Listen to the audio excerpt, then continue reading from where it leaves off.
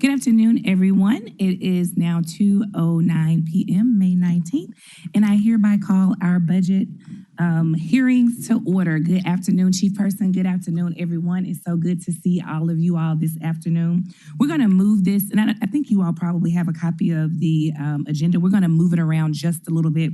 It says we're going to start off with the introduction of resolutions and review session. We're going to move that to the latter part. We're going to wait because we only have one resolution today, and it's Councilwoman Green, so we're going to wait on her. And then we're also got some responses from finance. Thank you all so much for your diligent work, even through the evening after we left here, after 5. So thank you all so much for your hard work. We got some responses today. Those responses are going out to the members, and so we're going to hold that review and go over some of those responses if necessary at the end. Also, council members, first let's call the roll. We're here. Councilman Dr. Warren. Here. Chair White. Present. And hopefully some of my other good council members join us. I know I saw Councilwoman Walker and Chairwoman Swearingen Washington in the back, so I'm sure they'll be in here. The other thing I was going to say, council members, and if you all hear me in the back, what we're going to do today, and we're taking recommendations not only from council members, but also from you all, directors, on things that we can do better and improve in this process. We want it to be meaningful and productive. And so things that we can do to try to get out of the way beforehand, if there's information or the ways that you think that this can work better, Ms. Mauricio is open to the recommendations, and so am I.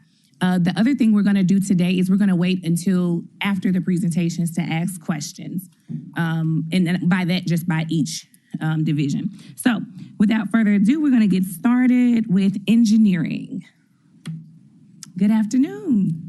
Good afternoon, Manny Belen with the Division of Engineering.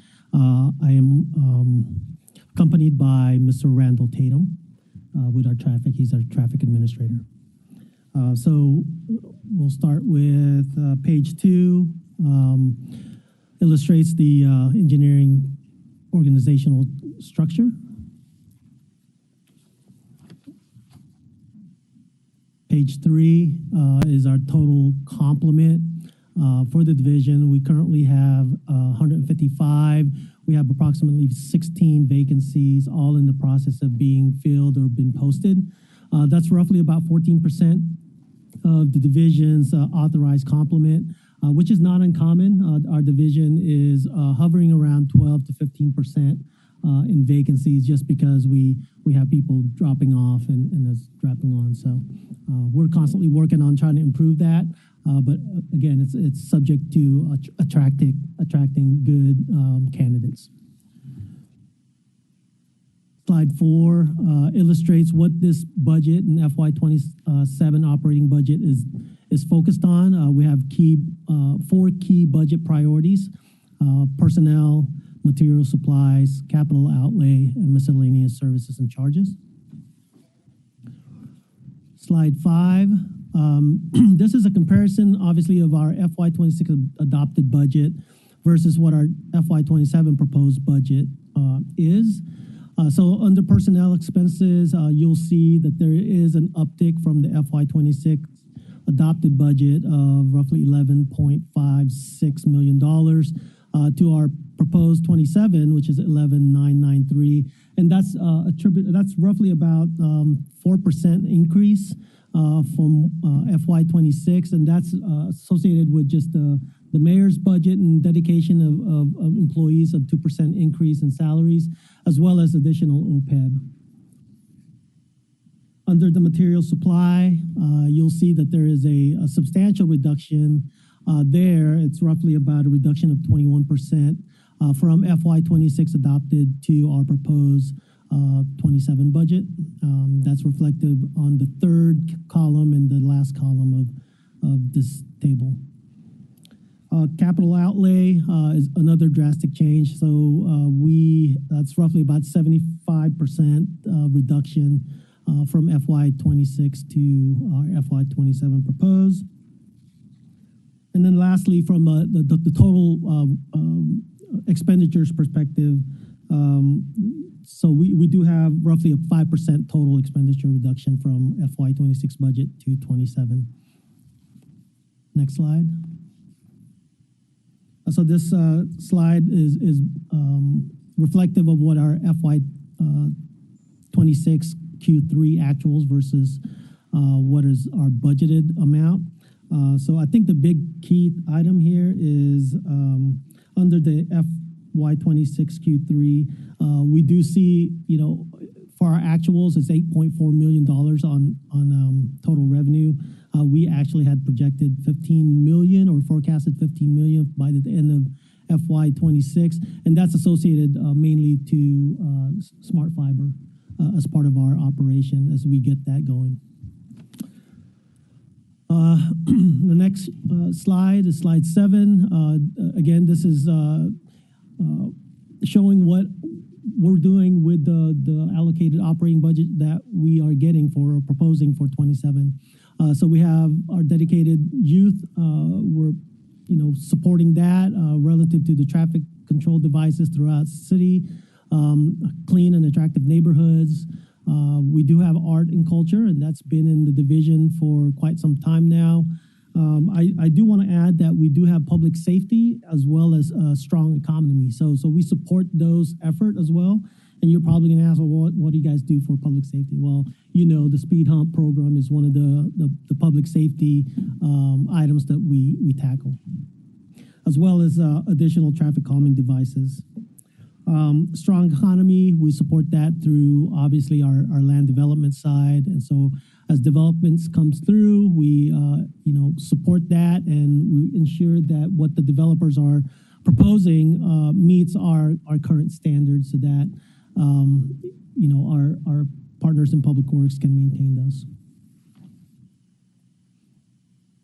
Next slide is a summary or a snippet. It's an excerpt of all of our performance metric that the division maintains or keeps track of. So the first item there you'll see is the total number of land development plans received during the year.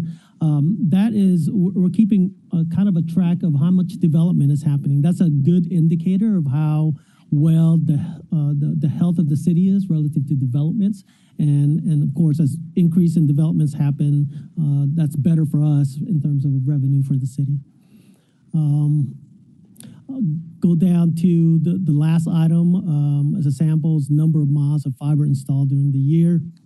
As I mentioned earlier, we are administering our smart fiber as well as other fibers within the city.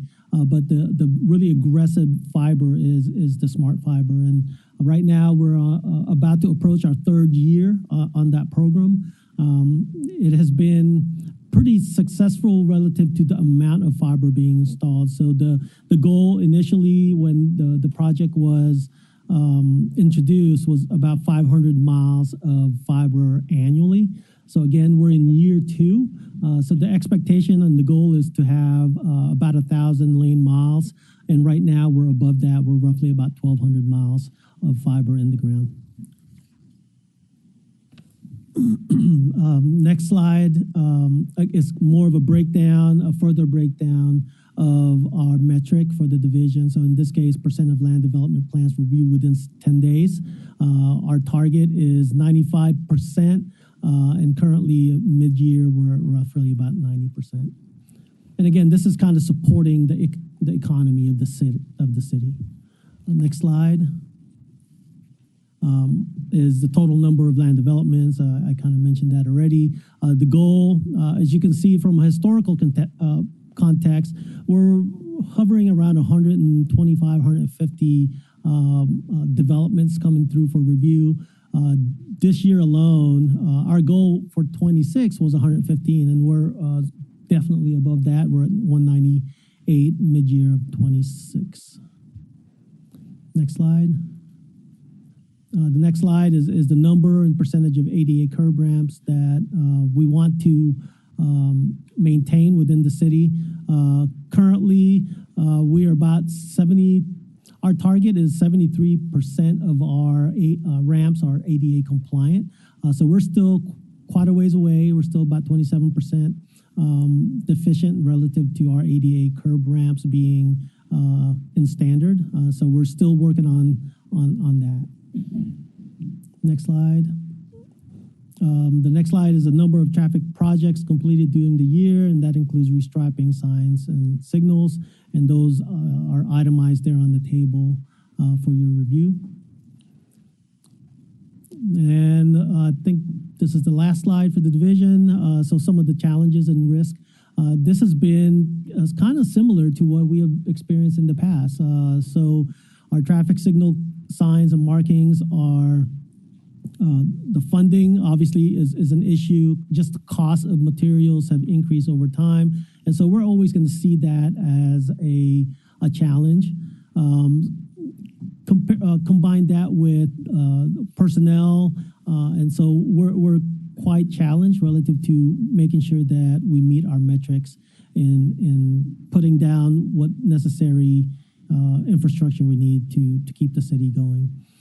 Second bullet items there is our land development, civil and traffic survey team. Again, this is part of our efforts for the city relative to the development, as well as making sure our benchmarks throughout the city. We maintain roughly about 25,000 benchmarks throughout the city, and often some of those get removed as part of development, and so we have to reestablish those. Construction inspections team, those are individuals that once developers construct their infrastructure, we ensure that those are inspected and constructed according to our standards. And then the last one is working in tandem with our Public Works Department.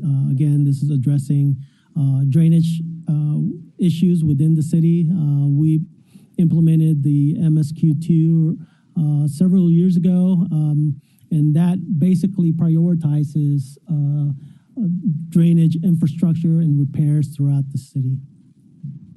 And so with that, I conclude my presentation and open for any questions. Thank you. Let the record reflect that Chairwoman Swearingen-Washington and Councilwoman Walker and Councilwoman Logan have joined us. Chairwoman Swearingen-Washington, you're recognized. I may have missed it, but what is the total lane mileage of road resurfacing plan for FY 2027? For resurfacing, I mean, I could take that, but I would say Public Works is probably, I believe it's close to like 90 lane miles. 124. What's 125 lane miles? 125. The resurfacing plan. Drainage and flooding, would I ask that for Public Works, wait that? Again, we tackle a lot of our drainage infrastructure challenges combined. So if you want to pose that question, and if I can't answer it, I will defer to my counterpart in Public Works. Which areas of the city have experienced the highest volume of drainage-related services requests? Services requests? We do have that record, but I would take a stab initially. I would say within the 40 and I-240, the inside loop, simply because that's the older systems that we have within the city. Would you say? We can definitely, we have a map that illustrates a lot of our hot spots. Typically when we get flooding control, we populate those. So we have a map that identifies where some of those hot spots are. And in fact, that map is kind of a driving information for us to prioritize some of the projects that we are tackling as part of the MSQ2 plans. And so we take that data along with actual asset inventory conditions, meaning that we televise the system, we do surveys on them to make sure that those systems are, in fairly good conditions. They're not cracking or anything like that. So that data, along with the calls that we get from the public, and just things that we see out in the field and analysis that we do based on the current environment. All right. So historically, when the systems got installed back in the days, we were using a degree of intensity of rain that were far less compared to what we're experiencing now. So those systems that were designed and installed back then are really inadequate with the rain experiences that we're getting now, the intensities of them. And so we're always looking at increasing or upgrading those systems to prohibit flooding from happening. Okay, and last question, what is the current backlog of unfunded drainage improvement projects? I would say unfunded. Again, I will defer to Public Works, but we recently issued a stormwater bond. You want to talk about that, or you want me to? Okay, yeah. So we've identified several, I think about 12 or 13 projects that we are looking to tackle this coming fiscal year. And so part of that included a roughly a $56 million bond for stormwater improvements. Okay. And so we can certainly provide you those specific projects. And in fact, I believe those projects are included in the CIP stormwater list. So you may have that list already and outlined as part of those projects. Okay, I'd like to have it, please. All right, thank you. Thank you, Councilwoman Logan. You're recognized. Thank you, Chair. Good afternoon, everyone. Good afternoon. Thank you all for your presentation. And we talked about you coming back with more information. I'm sure you don't have that today, and I wanted to know, or do you? I don't want to assume the information I asked for yesterday. We do have that information, but my understanding is that the process is we're providing that to finance, and finance provides that information. Yes. Is anything in the budget for a study or review of the arts and culture aspect of your budget? We talked about changing the perspective on how we install or how we select to give us more bang for our buck as it relates to blight mitigation and beautification. And you all were going to go back and look at that with Ms. Edwards. So I wondered if you all have baked that into the budget, and if so, where? I just saw her regular $400,000 for the next 5 years. Right. Because that can't be, that's not inclusive of upscaling the maintenance and or a change in the direction of the type of art. We talked about art that that could be planters or, decorative things, and I still see streets painting of the streets as what's going to be the art. So with the potholes and not painting the streets is not I don't think that's very cost effective, to be out here beautifying the pothole streets and things like that. So you may want to take a look at that, because over 5 years, that's $2 million. And in this budget, we don't really have a lot of money for $400,000 worth of painting stuff on the street. And that's just, my thought on how we can find, areas in the budget that we can maybe use it to partner with other departments. So if there's something that can be done with another department that could bring beautification with the art, like planters or things like that, then let's do that. But otherwise, let's take another look. Thank you, Your Virtue. Thank you. I wanted to go back a couple of slides to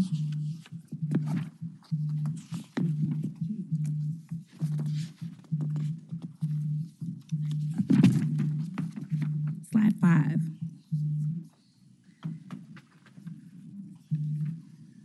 And so for materials and supplies and then capital outlay, well, really mainly materials and supplies, we see that there was an adopted budget of $5.3 million, and then the forecast for FY26 is $9.8 million. So more than about $4 million difference. And then the proposed for next year is now more than half of what the forecast is for 26, and even less than it was that you adopted in 26. How did you all make this adjustment? Yeah. So it's a definite effort, consolidated effort to ensure that we keep in line with what our budgeted amount is. So what we're working with is what the mayor's budget is. And so this is what we're committed to doing, right? So I would say from the adopted to our forecast, you'll see quite a bit of a drastic increase between the adopted budget and the forecast number. But that's also included in there our smart fiber, which is front loaded. Most of our smart fiber is front loaded dollars, and we basically use a method of once a permit is submitted, we just deduct it off of that front loaded amount. And so that's what you're seeing there as a change in roughly $4.2 million, or $4.2 million. So when you say front loaded, does that mean it's going to now appear in the next fiscal year? Yes. So the way the agreement is for smart fiber is they allocate roughly $2.6 million annually for the next 5 years. Okay, so that's what we are budgeting. In this particular year, we actually budgeted in FY26 $2.6 million, but then what we found through about mid-year of the year, they were pretty aggressive relative to their installation of their fiber, and so they drastically reused that $2.6 million. So we had to ask them for additional 1.6, and they allocated, or at least we got some additional funding for that, so it's another $1.8 million. And that's what we're working with in terms of our permits for the smart fiber. Maybe I'm not following. I'm looking at materials and supplies on page 5. Yes, that's right. What's the correlation between the budgeted amount, the forecast amount, the proposed amount, and the fiber? I'm not following.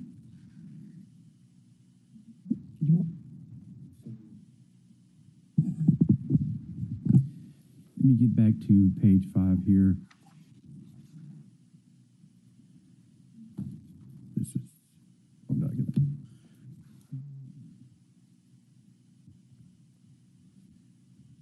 So we have the FY26 budget amount of $5,329,000. Is that what you're referring? I'm sorry, Walter Person, CFO, 125 North Main. Is that what you're referring to, Right. Vice Chair? And then you had the FY27 proposed budget of $4,184,959. So when we look at that, what I believe the director is speaking to is that, much like we discussed yesterday, when we had talked to the divisions, we went through a series of really evaluating what they're doing and what opportunities they had. In the case of engineering, like in many other divisions, we looked at opportunities for reducing their material and supplies by a certain requisite amount. It wasn't done in a vacuum. It was done with full partnership with engineering. So essentially they were allowed to look at it and see where cuts could be made. And that's a big part of the steps that they followed. And so we also looked at any vacant opportunities that they may have had as well to evaluate losses, but that wouldn't have hit the M&S line. But with that being said, relative to his smart fiber, what I think he's saying is basically it's prepaid, and when they expense or when the construction When you say starts, prepaid, we prepay it? no, the vendor prepays, and then they expense it over the course of time. And so that would appear in you all's material and supplies? Right, because that is an outside entity that's doing the smart fiber development. And correct me if I'm wrong, you all are providing the review and the permitting and basically the inspection processes, but an outside vendor is actually doing the construction work related to that. That is correct. Okay. Appreciate the additional information. It was helpful because I didn't understand that part. Yes, ma'am. But I think you all are still we're probably still missing each other a little bit here. Okay, I'm sorry. And so I think going back, the answer was there's a consolidated effort to stay within budget, basically. So my question, though, is realistically looking at these numbers, you have an FY26 adopted budget of $5.3 million. Right now, your forecast is $9.8 million, meaning that you're forecasted to be $4.5 million over what you forecasted last year. And from my understanding, these consolidated efforts started last budget season, if I recall, that we were starting this consolidated effort to stay within budget. We got new mechanisms, new technology to be able to do so. Yes, ma'am. So the consolidated efforts have been going. So even with consolidated efforts, we're about $4.5 million over what was forecasted. Yet the proposed budget for next year is $1 million and some change less than what was even adopted this year, also knowing that costs are increasing. Yes, ma'am. So my question is, other than we made a consolidated effort, how did we logically arrive at this $4.1 million number? So I would say there was a process and exercise that we went through. At least for my division, there was a request to a reduction, basically, of roughly 1.4% throughout the entire budget. Look at my division budget, reduce it by a certain percent, and through that exercise, this is what we submitted as part of our budget. Okay, thank you. Well, I don't think so. I think the realistic thing is that when we look at this number, and probably as we get these other numbers, these are some of the patterns that we need to look for, because I think these are places where we can pretty much we don't bet, we're not betting people. But if we were, we'd probably bet that it's gonna end up coming back at the end of the year. So, but I understand. The other thing is I saw the Division of Engineering, this is on page 13, the Division of Engineering's current funding and staffing for traffic signal signs and markings are inadequate to address deferred maintenance. And combined with the anticipated increase in material costs, it will drastically impact the division's response. Can you give us a little bit more information about that and how that may need to be addressed in this budget season? Because that seems like that's a significant potential issue. Yeah, I would say, that is one of challenges. Well, not a potential issue, it is an issue. That's definitely a challenge that we are gonna have to face. I would approach it in an alternative way, which is we do have our in-house fabrication team. We do have obviously personnel that would typically make the necessary labor work for that, and so we can offset any sort of cost increases for materials. We may be able to gain some sort of savings as a result of fabricating those in-house and installing them with in-house forces. But we still do see some challenges simply because of what we see from an inflationary perspective of what material costs are.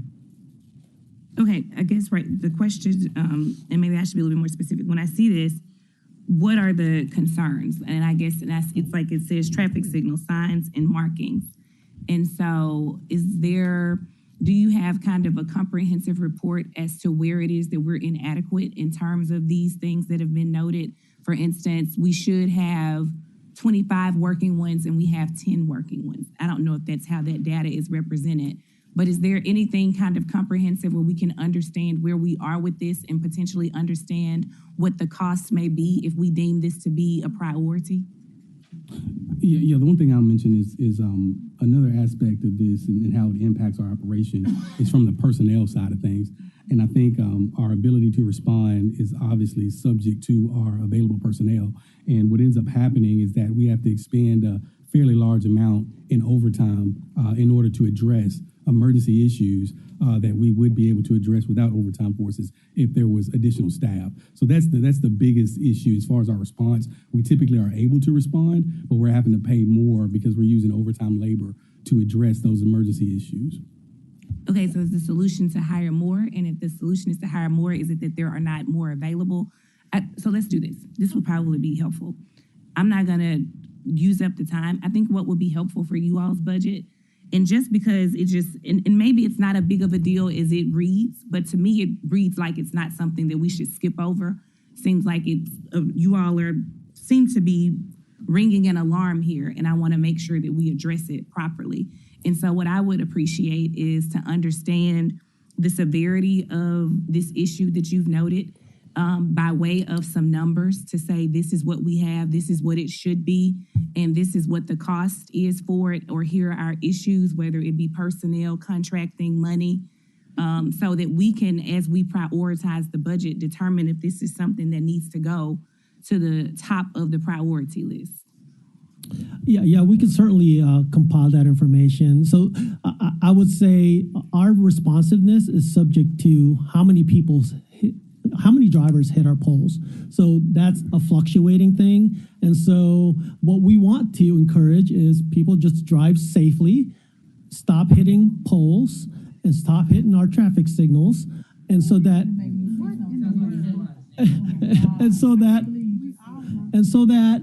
when we're responding to these, we are required to respond simply because they're regulatory signs and they're regulatory, traffic signals. So we have to make sure that those are addressed within the guidelines for timing. So I say that simply because it's real. I mean, those are real items that we have to address. I understand that, and maybe I'm just not reading well, because this says deferred maintenance and current funding and staffing for traffic signal signs and markings and inadequate to address deferred maintenance, which I don't know. I just don't understand how that correlates specifically with response team and maybe that's what I'm just saying. I just want to understand what the challenge is and what your solution is for it and what that costs. Councilwoman Walker, you're recognized. Then Councilwoman Logan, you're recognized. Thank you, Madam Chair. Thank you for this. My question is simply this, and I would appreciate a yes or no response. Can y'all find some money so we can pay some overtime so we can get Elvis Presley Boulevard finished? I can't go nowhere in Whitehaven without people asking me about that. This is my life. I can't go nowhere. So if you can't find the money, I need 3 wigs, blonde, auburn, and brown, number 4. Some shades in different colors so I can disguise myself. I can't go nowhere. It's not a safe place for me. EH4 mortuary is one of the few safe places for me. Let's get it on the TikTok.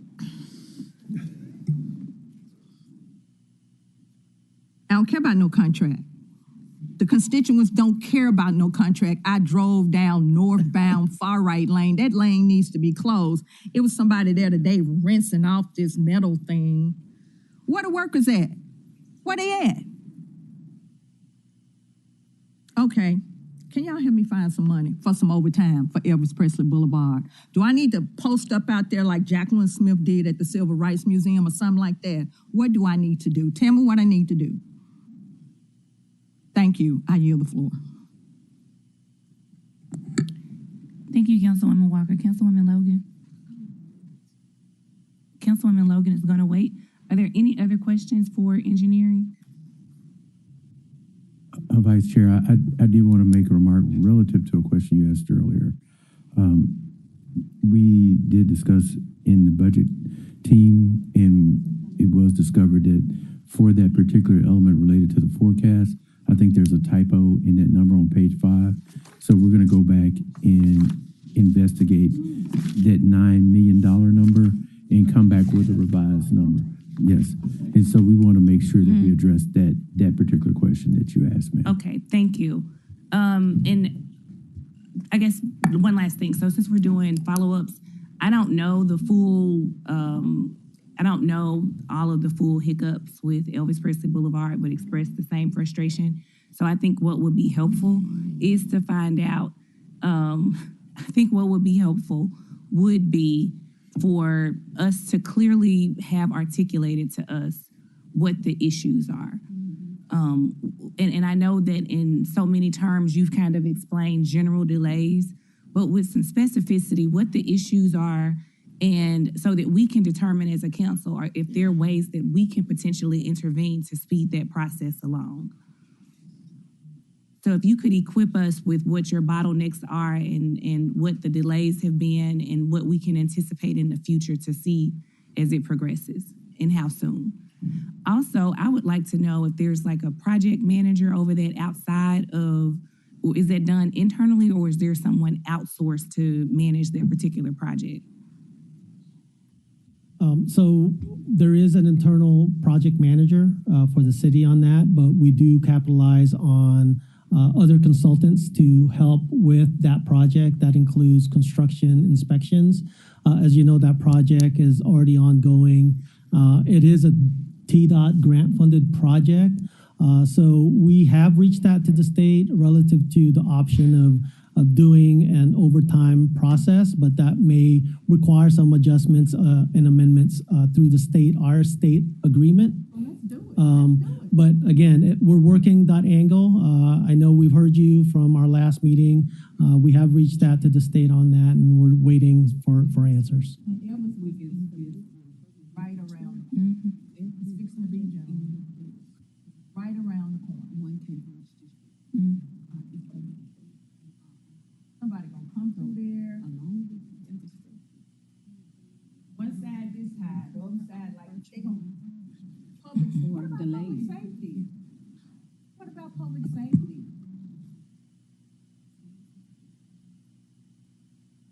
Okay, so Councilwoman Logan just brought up a good point.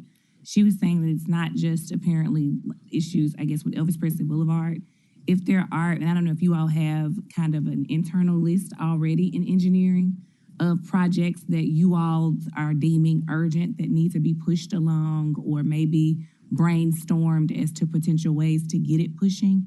If we could get a list of those, because and if you don't know the list and you don't have an ongoing list, it seems that Councilwoman Logan has some in mind, and she'll get those to you of the ones that we would just like kind of a status on to understand what's going on. Well, what I think would be appropriate, I don't want to request TDOT to come. I would like for the directors to identify what the issues are, and then that way we can determine how we may need to intervene. Well, let's allow space for things to happen. We'll provide the list of projects. Okay. And then council members will be incumbent upon us to make sure that we don't let it fall by the wayside. Let's get that information and then let's take the next steps that are appropriate after that. Thank you so much. You all have a great rest of your day. All right, next we have Public Works, Sewer Stormwater. Green is going to hold her resolution. Okay. Provide for Thursday. Okay.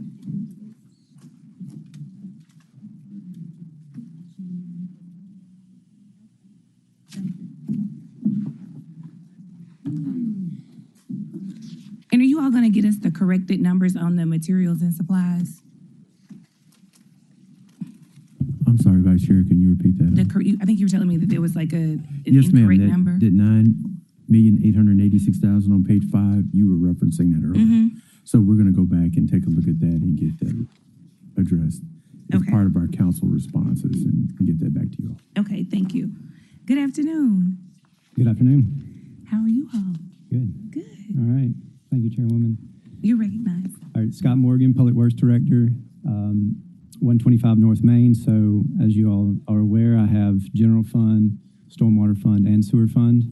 So we'll start with the General Fund, Public Works.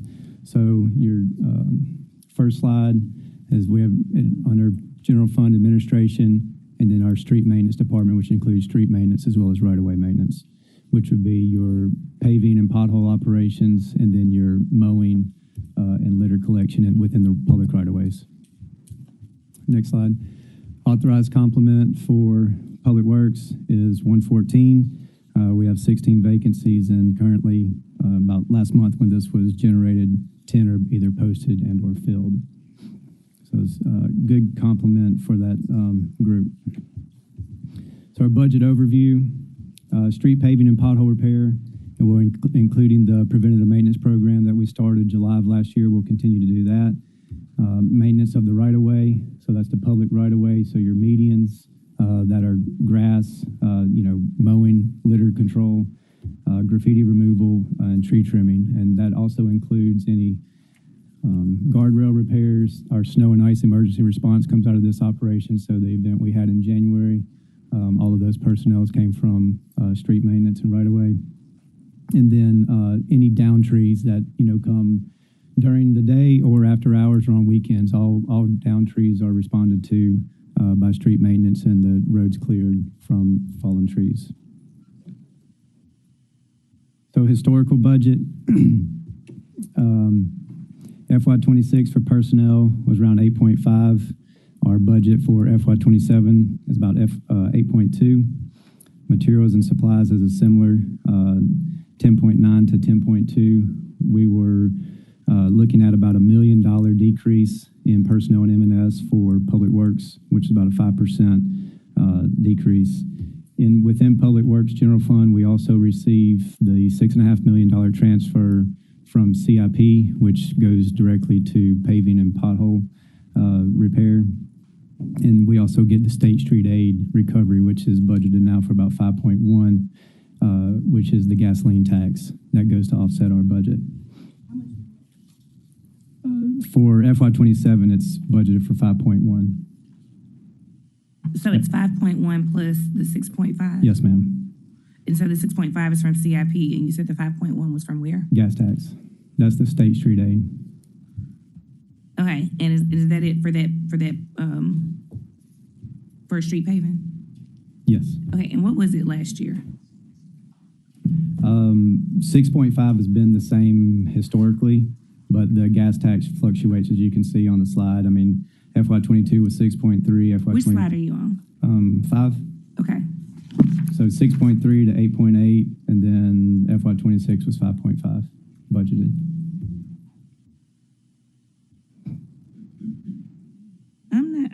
I'm not either. What line are you on? What line are you under? Oh, I'm sorry. Yes, ma'am. Expense recovery on slide 5. Okay, Sorry. got it. Okay, and so that's solely the gas tax. Yes. Got it. All right, next slide. So is your historical comparisons year over year. As you noted with Division of Engineering, you will see the forecast being higher than the proposed budget, and I think that's mainly a function of carry forward dollars, as well as maybe a little overzealous on forecasting. Because if you recall, carry forward dollars account for any dollars that are obligated within contracts. So we have a lot of contracts for outside services, asphalt repair, contractors that help us repair the asphalt plant, things like that. And those get carried forward into the fiscal year. So we'll do a good job of looking at cross-referencing all that with our forecast to close out the year in Q4. So key budget drivers for Public Works. We'll continue to maintain the balanced budget and deliver our core services, which is making sure the streets are clear, and safe for all who travel. So potholes, street resurfacing, guardrails, and clearing trees from the roadway, snow and ice, if we do get inclement weather this fiscal year. And then maintaining grass, litter removal, graffiti, and such. So anytime we get called or, see these items with our own crews, we handle those. Our performance metric, one that we paid close attention to, is potholes. Our average response time is 2 to 3 days. And you can see by fiscal year, the number of potholes we have filled. And as a reminder, we fill far more than what is called into 311. We rely a lot on citizens to call in pothole requests, but our crews are out there proactively filling potholes, as well as when they respond to potholes at those particular locations, any within the area that they go ahead and address as well. Challenges for this budget, with the reduction, about 400,000 of that came from asphalt products. That'd be less lane miles paved. That would equate to about 5 lane miles. And as noted before, we're at about 124 for fiscal year 27 with the $20 million CIP request. And then the other modifications were based on historical trends. So, you know, a lot of our expenses come when we have weather. So snow and ice, a big rainstorm where we have a windstorm where we have 100 trees down, you know, where we're spending a lot of overtime and a lot of crews out clearing the streets. So over the past several years, those events haven't exceeded the budget.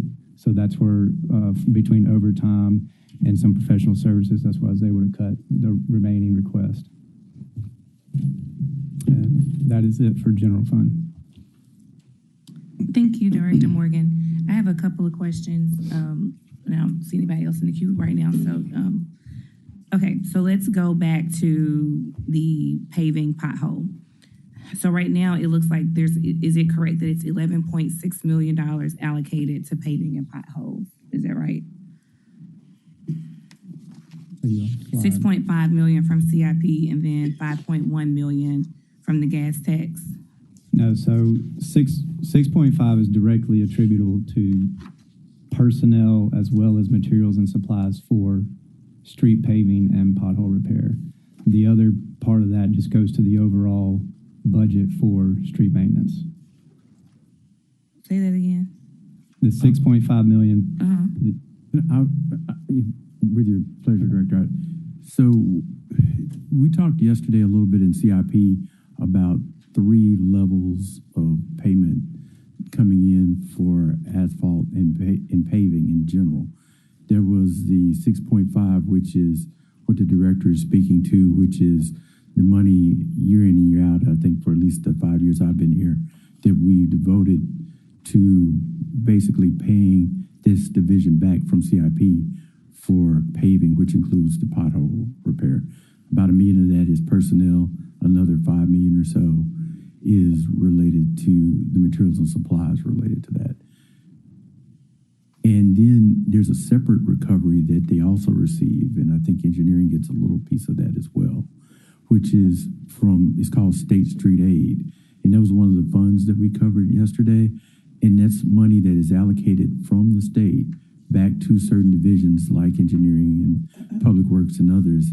That is we treat it as a recovery, but basically it's a payment that they get and is based on the gasoline tax and typically is related to road and maintenance, but is not obligated to roads and maintenance.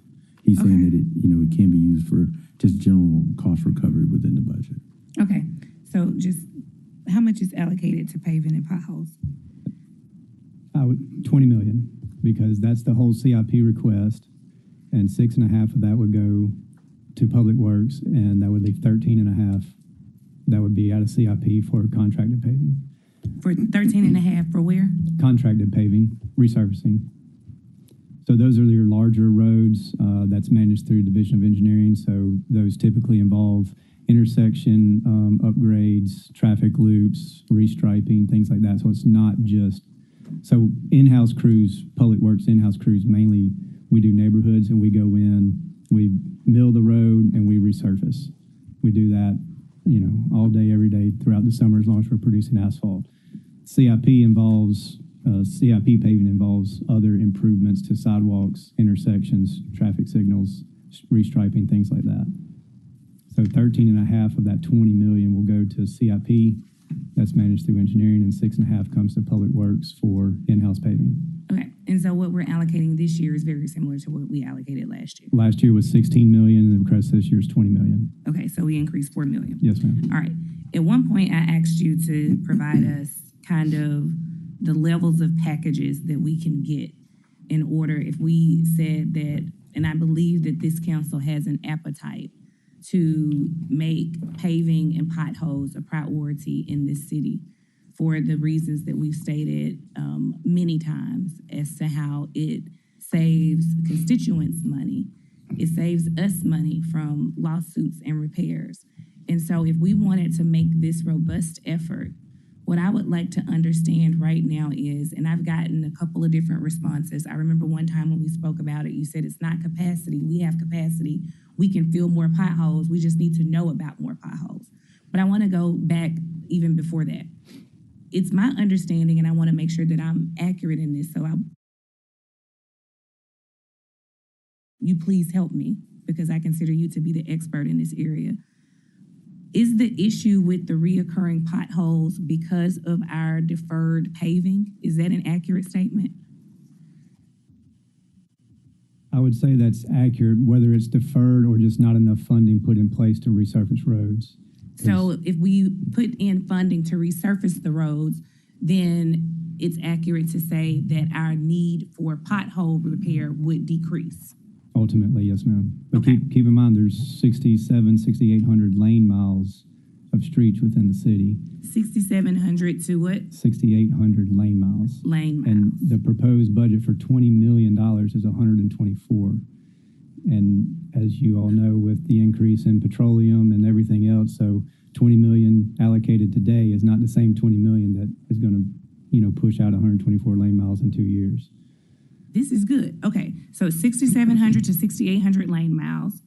And right now we're covering 124 lane miles with $20 million allocation. And that's just for paving? Yes, ma'am. Or is that for paving and potholes? The 6.5 is for paving and potholes, but we will be able to get 60. In-house is 61 lane miles with that, $6.5 million. It's about 80,000-ish per lane mile. Wait a minute, you lost me then. Take me back. So $6.5 million for in-house paving. So that's public works. City crews is 61 lane miles. And then the 63 lane miles will be done out of CIP, and that gives us the 124 that we are scheduled for FY27. Got it. Okay.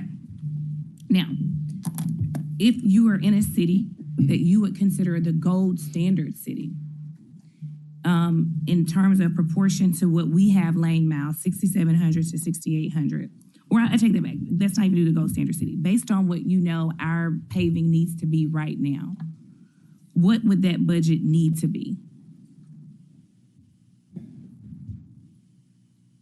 Well, right now with the proposed 5-year CIP that was proposed last year, we went from 16 to 20, and then next year I think was 25, then the 2 years out were 30, which obviously increases lane miles, but it still puts us on about a 40-ish year life cycle to get back to the same street again and pave. So if we pave one street, we're not going to be back again for another 40, 45 years, which that's a pretty long time. Is it reasonable to say if we increased our efforts significantly that the ability to do it would be there? And not even in terms of in-house, are there contractors that could be contracted for this work? Yes, I do think there's probably... Like, is the workforce there if we Yes. decided to undergo such a massive effort? Is the workforce available for that?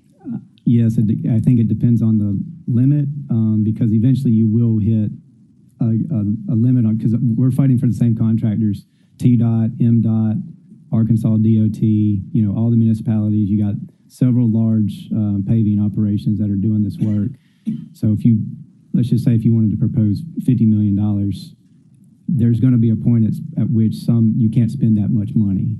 And I don't know what that is, but there will be a break point to where the amount of money you put at it might be more than what's capable of being spent in a year, because you got to remember asphalt plants shut down December-ish through February, depending on weather. So that's another factor. So you get, July through December and then February through June. How long is the training for street paving? Training? Yeah, like people who do street paving, like how long is the training for that? Like, is it a long... This may be a place where we can create workforce development. So this is what I would appreciate. Where's Chief Adams? And only if my council members agree. I think that paving and potholes are a priority, and that we should treat it as such this year. as council members. And so this is what I would ask. Two things. I would ask that the administration, through Scott Morgan, one, determine what the gold standard looks like for us to take an aggressive take on paving, because it seems that we would reduce our need for maintenance in terms of potholes if we do the paving. So what does that look like in terms of a dollar amount? That would come from Scott Morgan. From the administration, I would like for us to determine what funding mechanisms could be used to do so, whether it's through a bond issuance, whether it's through additional CIP, how it is that we can actually fund what it is that Director Morgan presents. And then I would like from Director Morgan a comparison of any, I guess, equivalent cities that have done this kind of undertaking to see what the competitive market would be like for us to be able to get the contractors. I don't want us to allocate more than we're able to get workforce, but I would also like to know what the training is, because this could be an opportunity through the administration to create a pipeline and create some new skilled workers for something that could last a lifetime. Just like tree trimming, we're gonna need people who pave streets and do potholes. Yes, ma'am. I think, and correct me if I'm wrong, you are going to present some details of your CIP? Yes. Okay. So what you will see, Antonio Adams, Chief Operating Officer, what you will see in the CIP is a reallocation of some funds. They're going to go directly into paving. But what you also will see is an intentional investment in our asphalt plant, where we would be able to produce our own asphalt, and we would then be able to have a grow your own operation, as well as augment the operation externally as well. So you will see this year the beginning of that. And again, we'll come back with what the gold standard looks like, how we can get our paving cycles a lot closer, a lot tighter, where we're actually paving in real time. And you'll be able to actually understand how we'll be able to fill in the potholes as well. So I didn't want to be too premature in Director Morgan's presentation, but I wanted you all to know that as well. Thank you. And I wanted to come back like we're trying to win the Guinness Book World Record for the best streets in the world. I want to know how much that costs. Thank you. Councilwoman Logan and Councilman Dr. Warren, you're recognized. How are, Director Morgan, how are you all factoring in or accounting for the state roads? Because all of our interstates and all of the state roads that are in our, like 3rd Street and Elvis Presley, Austin P, they are responsible for those. That should be in their budget. But can you separate those out when you do this analysis and bring that information back? You can include it, but also show it separate, because that's something that they're supposed to pay for. And a lot of the streets in Memphis are state roads.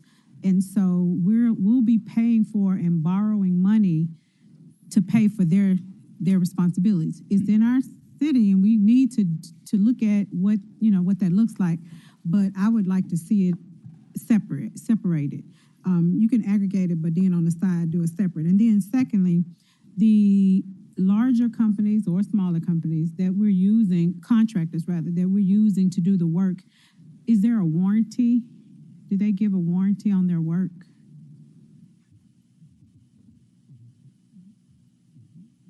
And if so, what is the warranty? Yes, city standard construction is 12 months. 4 months warranty? 12 months. 12 months warranty. And so have we ever had to have any of them go back and fill in potholes for free without a charge? Or have we ever had to utilize the warranty? I know there's been some road resurfacing that has been done where there were issues with it, where they went back and repaired sections. They do like cut and patch. As far as potholes, I'm not sure, because that's hard to sometimes quantify, because if we have inclement weather, just say they pave it in October, we have a snow or ice event in December, it tears up the road, Is Well, that barring really some their type fault? of catastrophic storm or whatever, snowstorm or whatever, but just in general, is it our practice to really look at the quality of work and how long it lasts? Because I know there's different types of filling in potholes. Some is with the cold or some is with hot, it's different. So what do we use? Are we using what works best, and are we requiring them to give us top grade? Yes, ma'am. So And are we monitoring their work? yes, it's Okay. simple answer. So construction inspections through the CIP paving, they inspect the contractors that are putting down the asphalt. So that's signed off on, that's inspected during the operation as well as at the end of operation to make sure all of it went down properly, all the traffic signals were improved, sidewalks, whatever's in the scope of work. From a pothole standpoint, when the temperatures are above what it needs to be to produce asphalt, 40-ish, 45 degrees, we'll produce hot mix, which is a better repair method than what you're referring to as cold mix. Yeah. So in the winter months where it's too cold to produce asphalt, we need to still respond to potholes to get something down, but a cold mix is more of a temporary solution because it doesn't adhere to the road surface as well, but it does fix the problem as best as we can at that time. So some of them are temporary. That's what and that's what I think a lot of constituents don't know, that you just putting down some of it just for temporary. Some last a year, some last less. And if we're paying for a temporary fix, that should be the expectation. But maybe we need to figure out something else. If that's for the streets of Memphis, a temporary fix is costing us more than a permanent fix, or I mean, more durable. we produce hot mix as much as we can, and that's,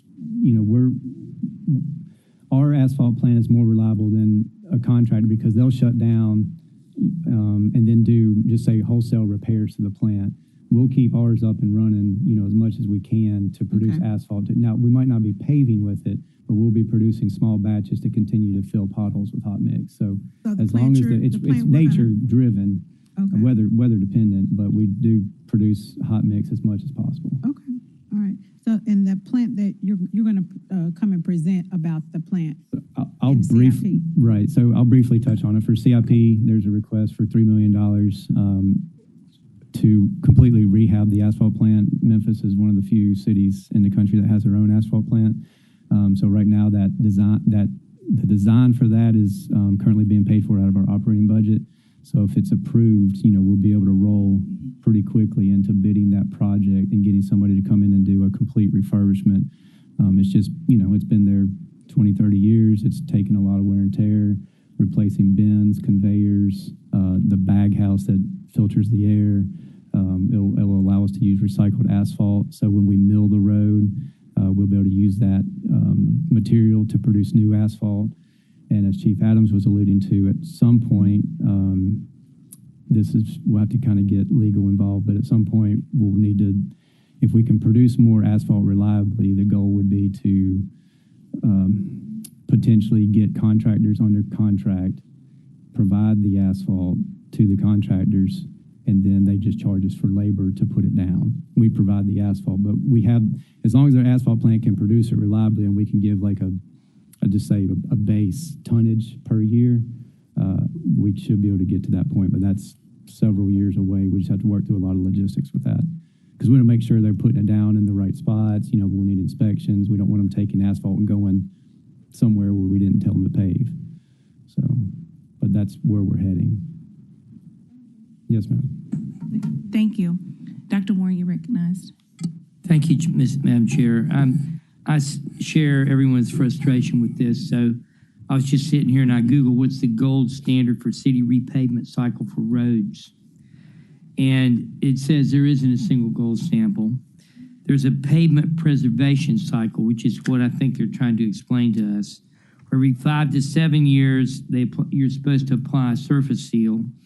Year 0 is when you put it down. Year 12 to 15, you go and you take an inch or two off the asphalt they're talking about there that goes back into the plant to go for resurfacing. And then you do another sort of squirt on top of it, try to preserve it. I don't know where we are in that plan, but supposedly that can get us 30 to 50 years before we have to do a major resurfacing. I would imagine, based on where our roads are now, we're right at that 30 to 50 year point for a large amount of our roads. And that's what we're seeing. We're seeing the under part of our roads that had huge trucks on them, cars on them, multiple years, and they're deteriorating. So as we're thinking about this long term, part of this is rebuilding the infrastructure of our city and the roads, and it's not going to just be paving. So as we think about this looking forward, we're going to need these guys to bring us up a long-term plan that includes, fixing our infrastructure. This is a national thing, but in Memphis, particularly the inner cities, I think that's what we're looking at, and that's why I have so many potholes. Thank you, Madam Chair. Thank you. Any more members in the queue? All right. I have one more. Councilwoman Logan, you recognize. Did you all include the sinkhole repairs? I don't know if that's between you or the No. sinkholes that are present around. They're going to be fixed regardless, Yes, right? absolutely. Okay. And think as a reminder, so when we say pothole, pothole is the surface piece that's missing, like Dr. Warren said, and you can still see the road surface below it, like the next layer. A cavity or a sinkhole is where you actually see a void, Right. in the asphalt, and there's nothing below it. So what that means, there's usually a utility, whether it's sewer, drainage, light gas, water, where some utility has opened up, a separated joint that's allowing soil to go in that utility.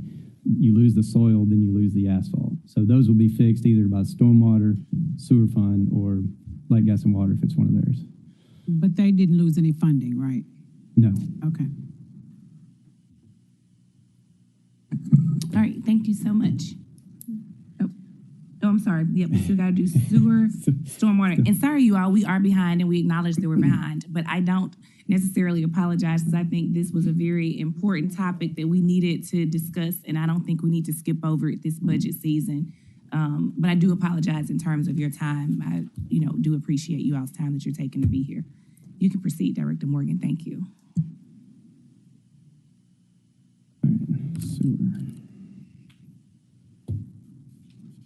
Okay, next up, Public Works Sewer Fund organizational chart. We have 8 departments within the sewer fund. One falls under engineering, division of engineering, which is sewer design, and the rest are Public Works, which is your sewer collection and treatment, pre-treatment industrial monitoring, which is where we issue permits and monitor our industrial customers, and then our environmental administration, which handles all the capital projects.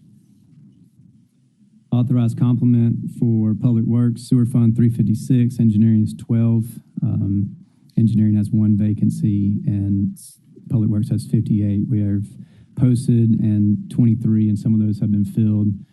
So if we're able to get all those filled, that'll probably put us at I won't say an all-time low, but a pretty good low as far as vacancies, because the sewer fund requires a lot of special licenses. We work 24/7 in some of the departments, so some of those spots are hard to fill. Budget overview: 25% personnel, 66% material supplies, 9% capital outlay. The key budget driver for this year is the proposed rate increase, and to finalize that, which will support expenses and future bonding opportunities for the system, continue system-wide improvements in the collection system, and the TE Max and wastewater treatment facility in Pigeon Industrial Park.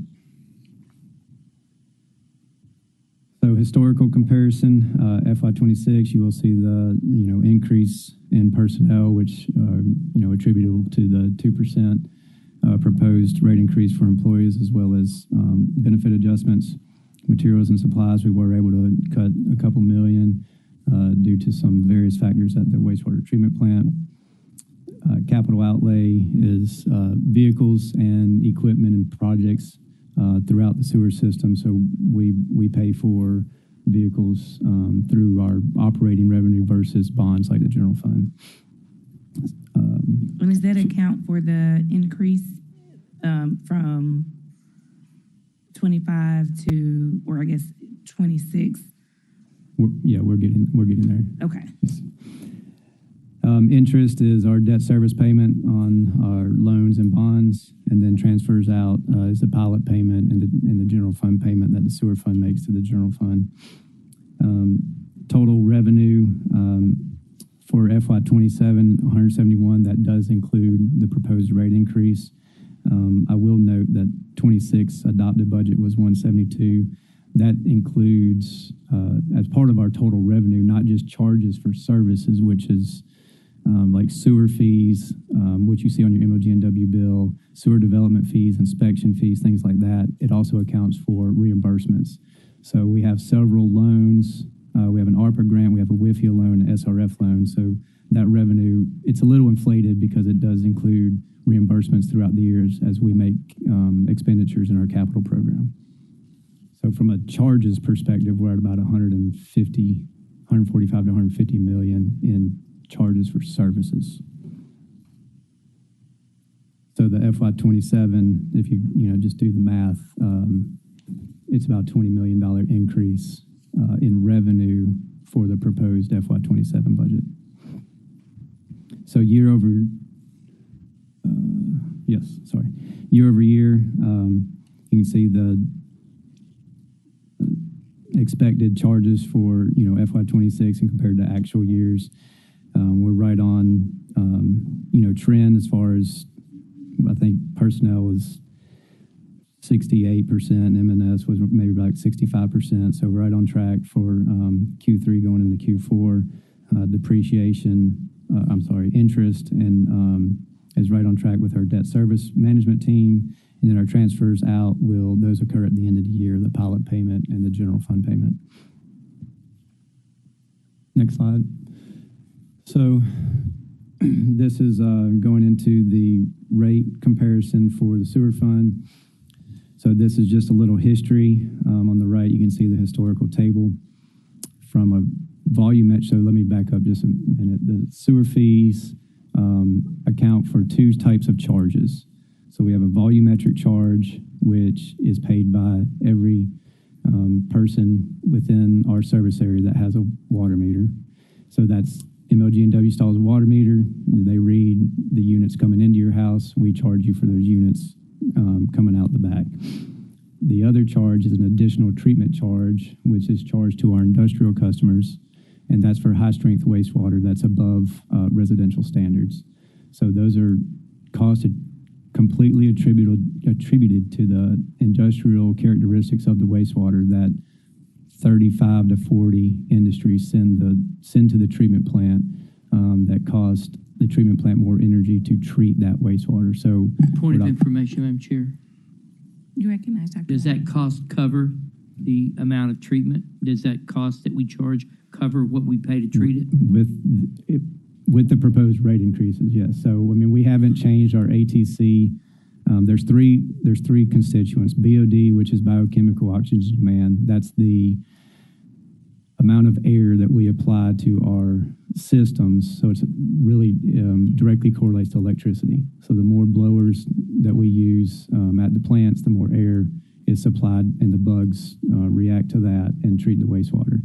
The other aspect of that is suspended solids, and that's a solids managing process of the treatment plant. So after the bugs within the system digest the wastewater, the byproduct, if you will, is sludge or biosolids. So we have to manage that biosolids.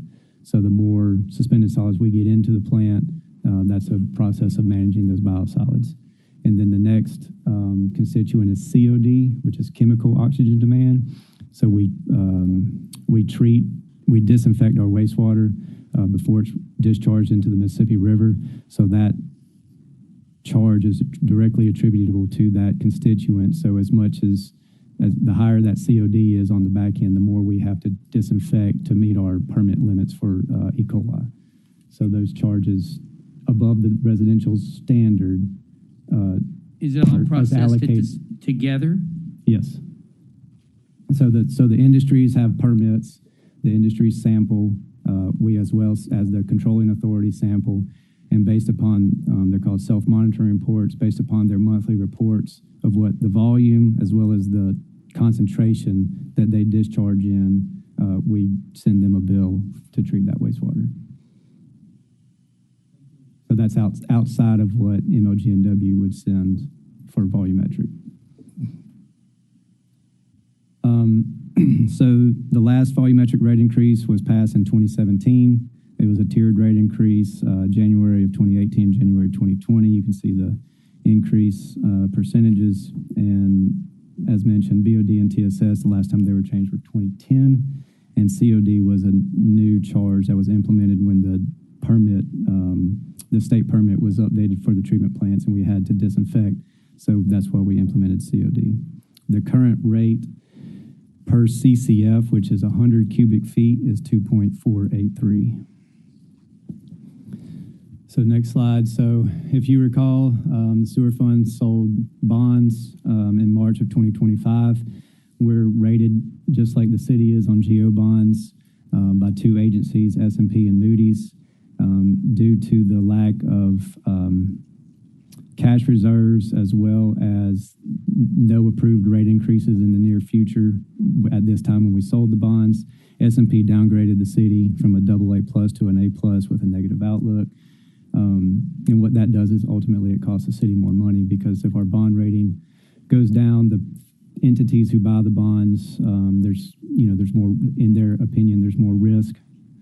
So then the interest rate is typically higher. So we want to make sure the city's portfolio, which includes geo bonds, stormwater, as well as sewer, is healthy to get good ratings. And if you want to add, Chief Person. Walter Person, CFO, 125 North Main. So essentially, I did see a little bit of a puzzlement on your face, Vice Chair. What the director is saying is the cash reserves, as he referred to it, or cash on hand, declined, and I think he's going to touch on some of the reasons for it in subsequent slides. But what bond rating agencies do when they see that, they tend to look at the portfolio as being riskier. And if they look at it as being riskier, then they may issue a lower rating for the bonds that are being issued. In this case, we had a reduction in our available cash. And that was due, again, to some of the things that will be coming up subsequent to this part of the presentation. It didn't necessarily impact that one particular issuance. To my recollection, we didn't have a material increase in interest rates, but it does position us for higher interest rates because you pay higher interest rates as bond issuances appear to be riskier to the market. So it's just like in your personal portfolio. If you have a lower personal credit rating, you tend to pay higher rates for the goods and services that you purchase. I think we all understand that part. I think where my puzzle look came from was when you were saying that, so you're saying right now there is no impact, but you're saying in the future there could be. That's what I didn't understand. Well, when in terms of the ratings what you always budgeted happen here. Yes, ma'am. So the ratings happen right before the issuance. So with that particular move to a negative outlook at that time, it did not adversely impact where our rates would come in. Okay. But it could subsequently happen, is essentially what's happening. Okay. Yes. Right. Okay. That's correct, Doctor. Thank you, Chief. All right, next slide. So as you can see here, as alluded to, you can see our total revenues and operating revenues, FY23 through 26. Had several, two sewer emergencies, really kind of 21 and 22, and then one in 24. One in 24 cost $26 million, so that comes directly out of our cash reserves. So we were able to absorb the cost. I mean, this council approved that repair, but over time, that definitely decreases our claim on cash. In addition, FY25 and 26, it was specifically March 2024 through February 2026. MLG&W had faulty water meters. There's about 48,000 water meters that were faulty. They're in the process of replacing those, but what that does is it does have an impact on revenue, because if the water meters are estimated billing, meaning MLGNW has to estimate it to get the bill out. They're not, I'm not getting appropriate charges, so MLGNW can lose water revenue, and then in turn the sewer fund would lose sewer revenue. And then the goal for unrestricted cash or claim on cash is 120 days, which puts me at about 32 to 35 million. And as we closed out FY25, we're at 46 days, which would be about 12 million. So FY26 is also expected to decrease, and that's another reason for asking for approval for the rate increase.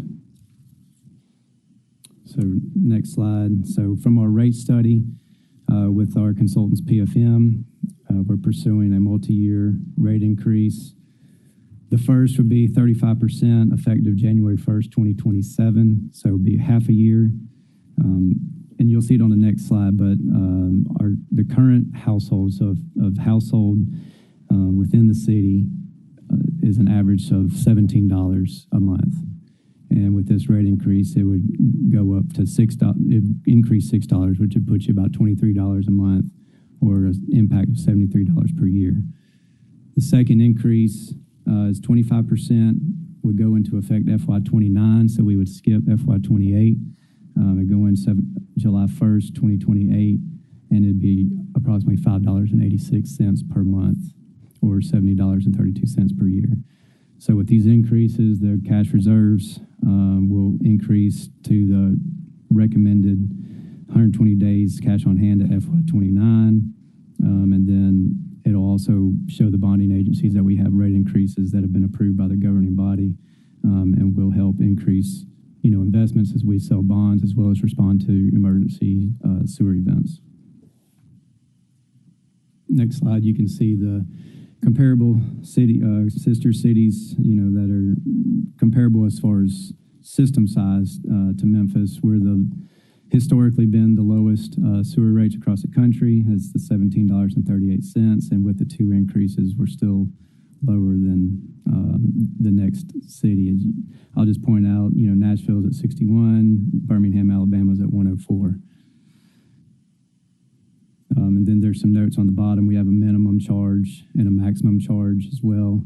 The maximum charge is only on residential customers. No other city has a maximum charge that I could find. So what that means is, if you're really during the summer, if you're irrigating your lawn, if you're filling a swimming pool, or if you have a water break, that sewer is capped. So that does help our residential customers in those circumstances. And those rates will increase by the same percentage as what they are now. And that's in the sewer ordinance. That goes along with the FY27 budget request. So that was volumetric charges. These next several slides are the additional treatment charges related to our industrial customers, and kind of the same thing. We just wanted to compare the other cities that had the similar ATC additional treatment charges for BOD, TSS, and COD. So this is a combined slide of those three constituents, and you can see the current rates for those. So that's cents. So BOD is 0.0428 cents per pound, and we're proposing increasing it to 0.0856. TSS would go 0.0716 cents to 0.199, and then COD would stay the same. We're not proposing an increase for COD. Next slide. So these next slides just take into account, we're just separated. It's the same numbers, but we're separating just to make it a little more clear, so it's not jumbled. So first slide is TSS, total suspended solids. Memphis is the lowest, and then with the increase, we'll be about fourth on the list. BOD, Memphis is the lowest and will be third of those customers that charge BOD.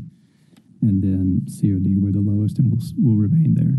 And these are for your industrial customers, permitted industrial customers through the city, and there's 35 to 40 of these customers that generate high strength waste. So in summary, the multi-year rate increase will, help us improve our cash on hand, continue to do sewer improvements, make sure we stay in compliance with the state and federal permits that are govern the wastewater collection system as well as the treatment plant. Will increase, as mentioned, cash and restore the city's portfolio to hopefully a more favorable outlook. And then this is just a summary of the charges at the bottom, which you went through on the previous slide. So you'll see the minimum charge, the dollars per 100 cubic feet, as well as the dollars per 1,000 gallons. That's sometimes a little easier to grasp. And then your maximum residential charge, and then your increases for BOD and TSS. And I got two more slides. So previously mentioned, probably 99% of our billing and revenue comes from the MOG&W utility bills. The rest comes from public works staff that bill our industrial customers. The last rate increase was January 1st, 2020, and a lot of the M&S increases are just due to inflationary, materials for higher costs, but we were actually able to cut M&S. Challenges and risk. The sewer system obviously provides critical and core services to the citizens. Ultimately, the city's bond rating, so we want to make sure we protect that. We want to avoid any regulatory penalties with sanitary sewer overflows or violations at our treatment plant that our permits are directly tied to. Be able to respond to emergency failures, and then prevent future downgrades to the city's bond rating. And with that, that is sewer fund. Thank you. Councilwoman Logan, you're recognized. How likely is it for us to have future emergencies like we had when we had to wipe out the entire fund? Well, I know our infrastructure is getting it's hard. I mean, we will have emergencies. There's no doubt. Probably in the last, let's call it 10 years, we've had 3. We have 3,200 miles of sewer and 2 very large wastewater treatment plants.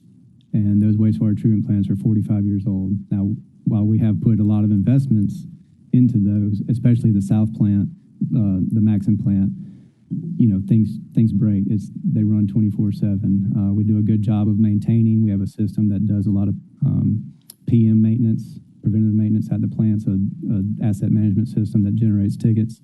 But with that, for example, something could come into the sewer system. We have screens before our raw sewage pumps. If it gets through the screens, it gets sucked up into the pump. It could damage the bowl, the bottom of the pump, the impeller that spins it. So things like that just happen that it's hard to prevent. Another aspect of that is our consent decree program, our SARP-10 program. We've assessed 99% of our sewer system, which that means, so a part of our consent decree was to assess 10% of the sewer system every year. So that means we stuck a camera in every sewer pipe. We cleaned every sewer pipe to get essentially an assessment of the pipe cracks, separated joints, collapses, things like that. And then those all go into a giant database. And then as funding allows and as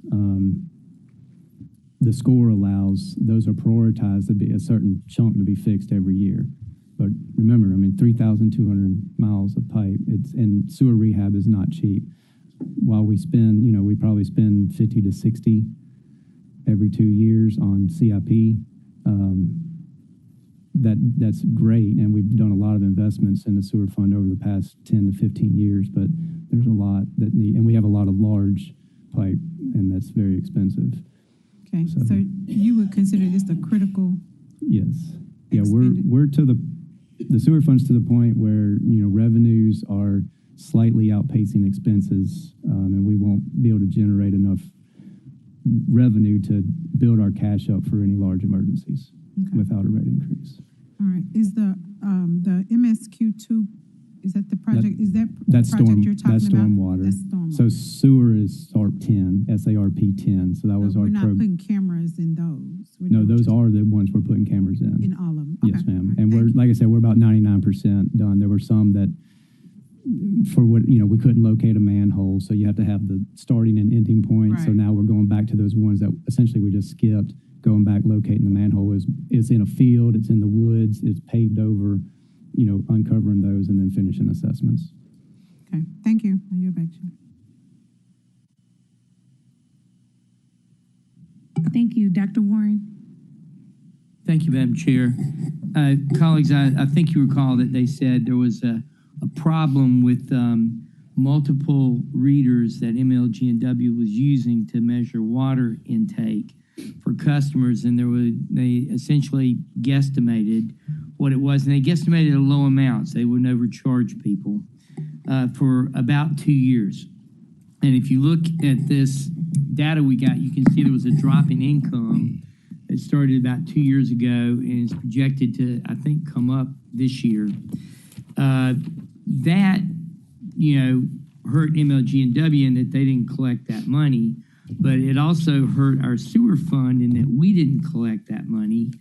And I had mentioned this as we were going through budget, that one of the things I was hoping we would explore is to discuss with MLG&W about how they might be able to help make us whole with some of their cash on hand money as we move forward to help replace our sewer fund and the money that we lost out of it to try to build us back up and help our bond rating. So my question was, have we had a chance to have any discussions with MLG&W about whether they can reimburse us? I think we came up running the numbers, what was it, about $22 million that we were in deficit. Is that correct?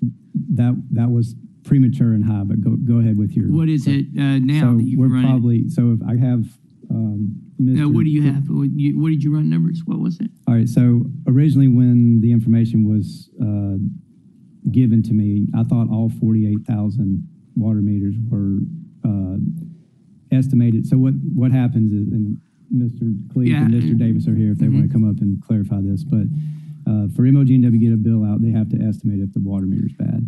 I was under the assumption that all 48,000 were estimated at 1 CCF, which would be the minimum charge of $865. So they should have been charged the average to get the bill out, which is 8 CCF. So I did that math, and like you said, it was... Oh, the math. So we're not looking at 22 no. million. So Best the math, case scenario, we was, may have 4 or 5. Right. The math was correct, but later speaking with Mr. Cleek and President McGowan... those guys over there, they're just so sticklers for... And we're still working with them, but on average, there's about 6,000 water meters that defaulted to the 1 versus the 8. I took it under the assumption that all 48,000 went to 1. Okay, so 6,000 went to 1. Others went to average. Okay, so average, so with the 6,000, what did that come up to in millions of dollars? I mean, based upon historical trends. Now, keep in mind, a lot of customers might be over 8. I mean, we're just using... Okay, well, let's just do average, historical but 2 trends. to 5 million. How much? 2 to 5 million. Based 2 to upon 5, so about 5 revenue, million. Right, based upon historical So we're revenue doing budget. and We get 5 million in. That would help our budget. Yes, sir. Help you. So we'll take that back to MLG&W and tell them we're really hoping y'all can see your way to help out our sewer fund. We because saved y'all that would some be money. nice. Thank you very much. We went from 22 to 5. So we Y'all saved have y'all a just lot of won the money. lottery here. Don't know. And we could, that'll help us as we're trying to get our bond rating up and we move forward. Thank you, Madam Chair. I will say one point of clarification: the rate increase is based on a historical average of 3 years. So we didn't take the lowest year, which would be last year. We did the average, so we'd be as conservative as we could with the rate increase numbers. Thank you. Thank you. Good. Yep. All right. Thank you. All right. One more. Stormwater. I'll try to speed this one up. Here we go.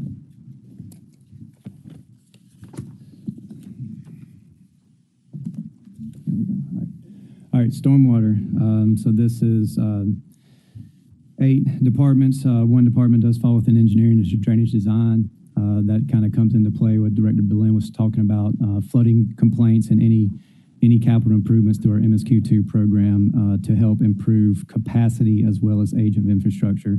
We also have our street sweepers, our stormwater program for enforcement, flood control, which is related to controlling the Mississippi River with our levees and flood walls and flood stations, as well as our drain maintenance department. So authorized complement for Public Works is 186, engineering is 12.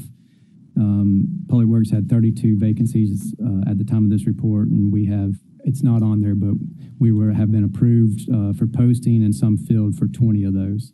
So that'll get us down to less than 10%, which is a great number.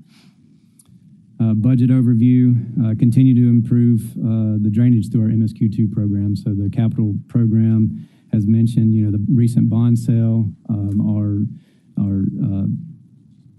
identified projects for that, and as well as, looking into the future, continuing to review our modeling and our drainage master plan studies to identify projects, in 2 to 3 years for the next bond sale. And some of those are already in design. Continue the preventative maintenance program, which is the inlet cleaning and maintenance, as well as the street sweeping on designated routes. We're going to bid the construction of emergency generator for one of our flood control pumping stations, so Gayoso pumping station, which serves downtown. We're going to put in a backup emergency generator for that station due to the importance of that, and then continue our stormwater pollution prevention, inspection, and education. So historical comparison, slight increase for the projected employee raise as well as benefits for personnel. Materials and supplies, slight increase. Stormwater fund pretty much, stayed flat for the most part. There's several $100,000 of increase. The biggest increase is our interest payment, so that'll be attributable to the most recent bond sale. That was March of this year. So as we start spending those bond proceeds, we'll have the interest accruing on those. Grants, that's our Clean Memphis partnership. That we just passed this body passed for a 3-year, and that promotes stormwater education as well as cleanups. Next slide, our historical trends. Stormwater fund's looking very good. We got our Q3 actuals are trending below the 75% for personnel and M&S, making our debt service payments. And we'll be able to contribute, to the fund balance this year. So similar to sewer, stormwater fees are also imposed on the MLG&W bills. They're used for, maintenance, operation, education, and enforcement, as well as capital debt for the drainage system. We do pay some out of cash, but, most of the capital improvements come from the bond sales, as well as our WIFI loan. M&S, slight increase for, due to inflation for materials and services. Some key performance metrics.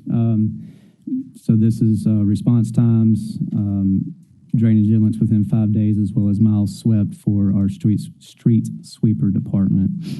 And this includes our numbers from 311 citizens requests, as well as our preventative maintenance that was started in FY26.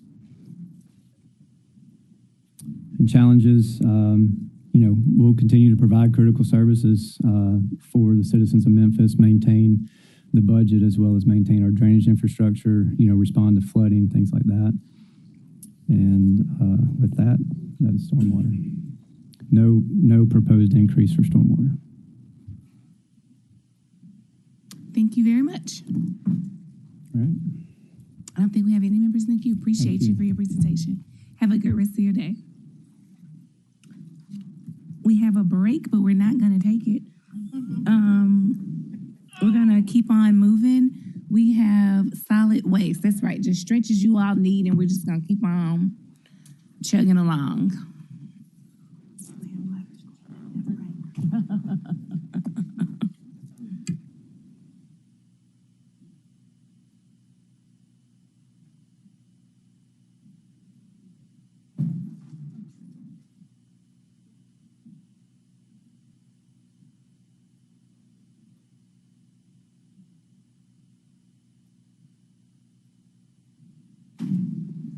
Good afternoon.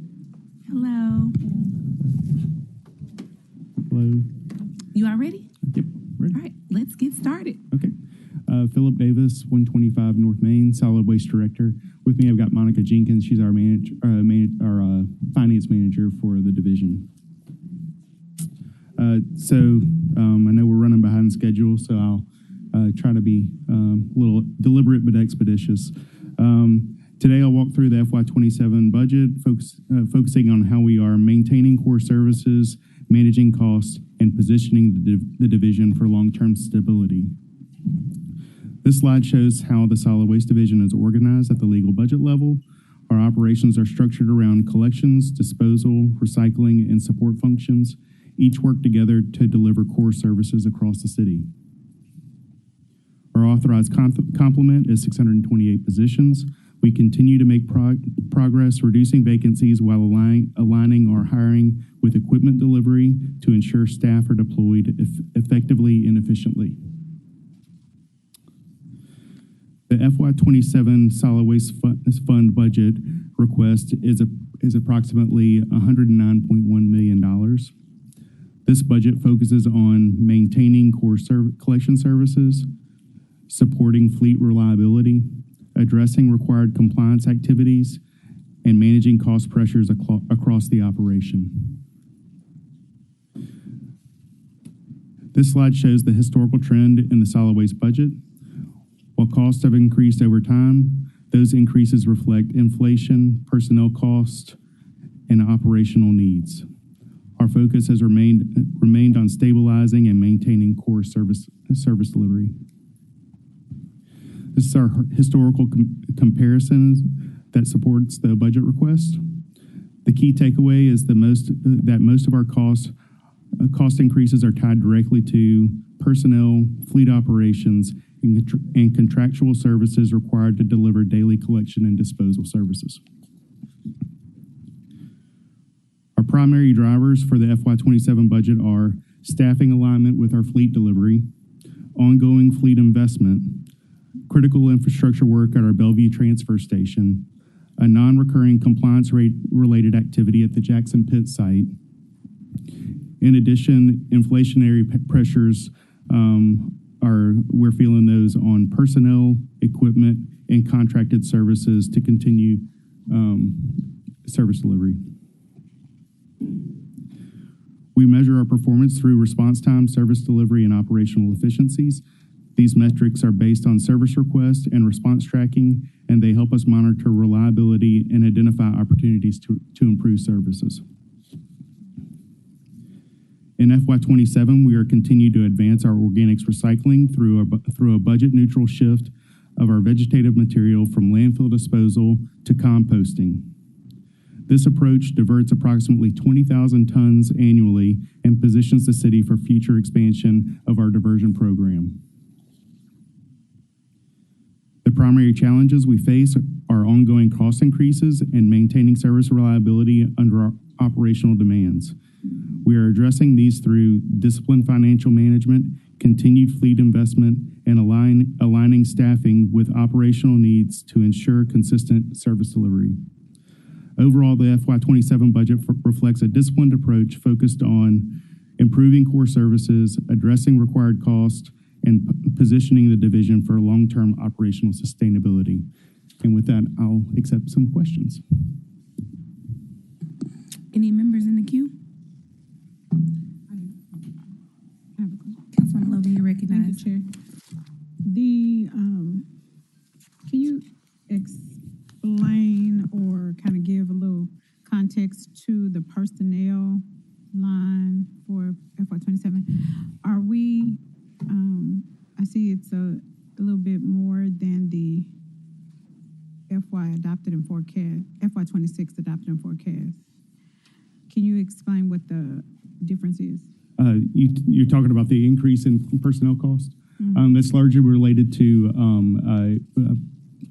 I guess, budgeted increase in personnel costs, so wages that have been forecasted into the budget. Okay, because I see that the complement remains the same. Yes, ma'am. What do you have in place for Area E, monitoring, support, management? So we have a couple of things. We have our supervisory team that we have assigned to Area E, and we also are working with our Community Enhancement Division. We funded 20 additional environmental enforcement officers with related equipment, vehicles for them to go and police those areas for code violations, folks stealing service, illegal rental set-outs, folks that are basically stealing service or taking advantage of the system. Now, that's for around the city, correct? Yes, ma'am, but it does include Area E. I'm specifically talking about Area E. What is in place to improve the quality of service for Area E? Is that Waste Pro? Waste Connections. Waste Connection. That Yes, ma'am. contract, historically, we have had problems with every contractor we've had. So this is kind of it. Right. So, but we still are not seeing satisfactory pickup. Well, now, what do we have in place, and what's baked into this budget to ensure that we have improved collection? Right. Well, right now, what we're seeing in Area E is not actually poor service as compared to the rest of the city. When you look at the performance metrics across the city, each area has approximately 36,000 homes, and they place consistently second or third out of all 5 areas. So they're right in the middle of the pack as far as complaint call volume with the city. So we don't see, the data doesn't reflect poor service. Now, we always know we can do better in all of our areas, but the data doesn't support that there's actually poor service in Area E. So what do you consider poor service? Well, right now, it's not acceptable to have any misses. We don't accept any misses, but as quality service. But all we can, what we do is we stay on top of our contractor. We have adequate supervision out there. We have regular. Right now, we've been having, because of this high volume time of year, we're actually meeting with them every other week to talk with them specifically about their Area E performance metrics. So we are cracking down on oversight of the Area E, but we do believe that we're going to see improved service not only in Area E across the city as we start holding people more responsible for the behavior change with this environmental enforcement team. Right. In terms of out of the cart, that's what they're dealing with. I'm talking about cart pickup, putting the cart back where it belongs, not breaking the cart, and picking it up on the day it's supposed to be picked up. Right. So I know, and you can send it to me personally. Sure. Email, not personally, but through email. Mm-hmm. When you said that it's not poor service, so if you could send me what the standard is and what the expectation should be for quality service, so I'll know what you're talking about. Sure. Right now, I think we are on a different, understanding, because when you discuss poor and I discuss poor, you're saying it's not poor. So I want to know what you're gauging it by, what your metrics is. And we can share that with you, what our performance metrics we're seeing across all 5 areas. I'm just interested right now in Area E. Yes, ma'am. Okay, because I do think environmental enforcement is going to help tremendously. The increase in that in the out of the cart for the city. But I'm interested in the contractor, because that's the only area that pretty much has a contractor. So the contractor's performance in Area E is what I'm interested in. So if you can let me know what is in here that's going to ensure improved service, and also what your definition is of poor service. Okay. All right, thank you. Thank you. Any other members? What I would say is, I think just from what Councilwoman Logan mentioned and what I wrote down on my notes is, and maybe this is something that we can talk about going forward in the future, is how do you measure success for solid waste in terms of what are your metrics? So it's good to see the percentage of pickup and those things, but when you go through the city, how do you measure the success, in terms of the trash that we see, in terms of the way the city looks, in terms of appearance? How do we measure that, and what is the plan for it to be better? Because I think the budget kind of assumes that what we're doing is enough. And what I'm not seeing is how we're measuring what we're doing and what it is that we need to do it better and what that looks like. And so I think that's kind of what I'm missing in just about every presentation we've had so far, is just really being able to see where we are in terms of data, you know, that you all have collected to say we pick up this many on this day and this is how many we should be picking up. This many is on time. Like, I just got that it's on time. But I don't have any data to really understand and put this into context. It's just a percentage. And so that would be helpful, because you remember that we are having to balance a budget, but also determine what priorities are. And it's difficult to be able to figure out what the priorities are if we don't have the information that supports these conclusions. And I'll provide that data for you guys, but just to put it into context, the Solid Waste Division has 181,000 customers that we service each week. We perform approximately 25 million touches of our customers yearly. I think last year we received about 30,000 complaints. Now, 30,000 is a lot of complaints, but by comparison, when you start doing the math, that's 99.5% or better did not call and complain. But I'll provide the data. I need a Thank you. Are you basing that on 311? Yes, ma'am. Okay, well, all right. You're basing it on 311. And number two, because we're working on 311, getting a whole new 311 system, because it has not been as efficient and effective as we need it to be. So those numbers, we take it with a grain of salt. Number two, and I do not dare diminish the work that you do, because you all do great work. We have a huge area to cover. And, you know, that it is what it is. So either we got to get the staff to be able to do it. We have to figure it out, because it is what it is. And we have to continue at it until we get the right recipe. Number two, I just heard you say we need to change the behavior. I totally agree with you. I've heard Chief Adams say that a lot, and I totally agree. What are we doing, or what does this budget reflect in helping to change the behavior or change the narrative? And if we don't have anything in there, we're going to have the same. We're going to have the same behavior. So either we're going to have an aggressive campaign and marketing strategy to help change the behavior. Like I told y'all before, when Memphis was the cleanest city, there was an extraordinary marketing campaign, a citywide, the children in school, everybody, churches, everybody. They had a beauty pageant, they had banquets and all kind of stuff, signs everywhere, posters, billboards, every commercial, keep Memphis beautiful, keep Memphis clean, and all of that. So either we're going to have an aggressive campaign to help change the behavior and hold people accountable and do increased enforcement, have lobbyists working on it, or we're going to have to do the work ourselves and increase our capacity to get the work done. So one or the other, something needs to be reflected in here to show how we're going to move the needle. Thank you. Thank you. Seeing no other members in the queue, thank you so much, Director Davis. Thank you. Have a great rest of your day. Next, we have police.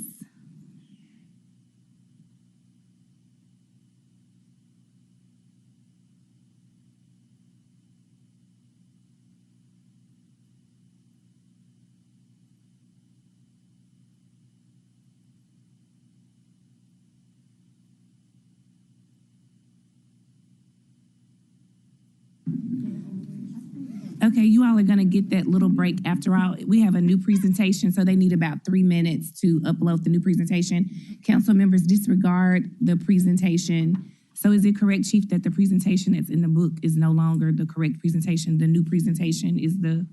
Okay, so disregard the one that's in the book and replace it with the new presentation. Is that the same for fire, or is this the same? Use the new one. Okay. What's in your book and use the new presentations. And if you'll give us about 3 minutes for them to get the new presentation uploaded.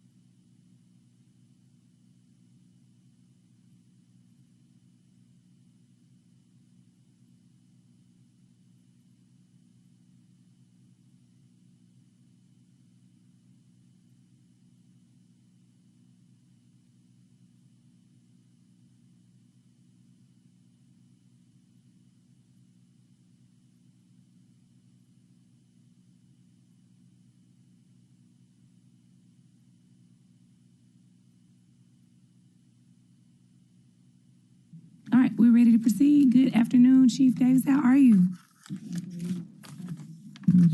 I'm good. Thank you, council member. Thank you for giving us an opportunity to present our proposed fiscal year 27 budget for the Memphis Police Department. CJ Davis, 170 North Main Street. Good evening, Vincent Eason, 170 North Main, Finance Manager.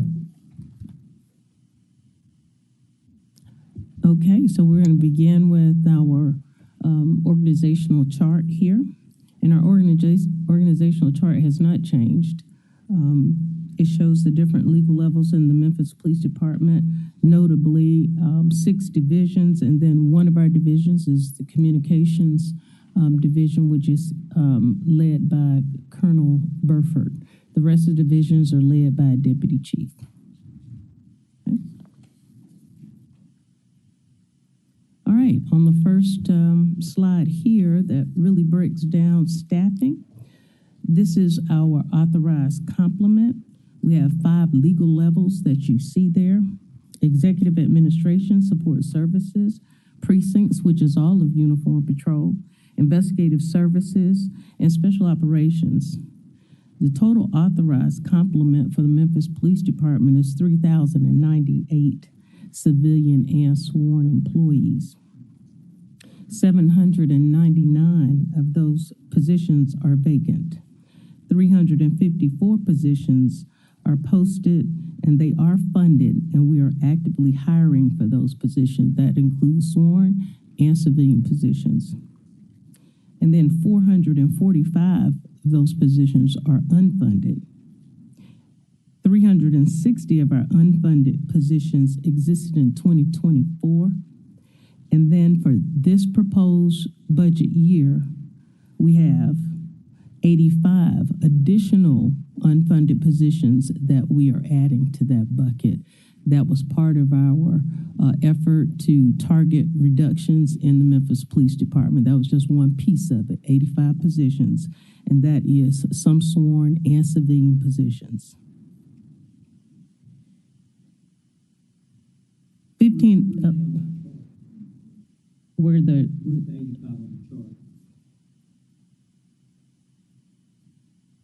so I guess, yeah, it's, yeah, they're included in that 445. They're total 445 that are unfunded. I'm sorry. And so for fiscal year 27. Sorry, Chief. I guess just to clarify, just for, and I think I understand right.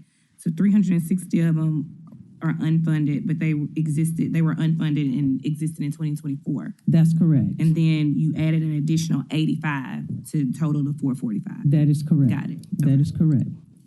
And that 85 was to help to reduce our funding for the fiscal 27 year. Make sure that I've got everything. So the Memphis Police Department is authorized 2,515 positions total. So as you can see, right now, the positions for civilian and sworn are at 3,098. Because we are actively hiring, we have been very aggressive in our hiring, and we believe that it's a possibility that we may come before this body sometime in fiscal 27 to add more funded positions. Instead of slowing down on our hiring, we're sort of at a pivotal place in the Memphis Police Department. It's a possibility that we may exceed the number of funded positions that we will have in the next fiscal year. Just being very optimistic. We have a class that's graduating this week of 81, and then we have another class of 145 that will follow them in June. Okay, next slide. So our budget overview for police services, the breakdown of major spending categories is $304,048,209. As you can see on the pie chart, the breakdown is personnel services is 91% of our budget. Basically, we're paying for human capital, for our manpower, and then materials and supplies is at 8.18%, and then less than 1% is capital outlay and grant subsidies.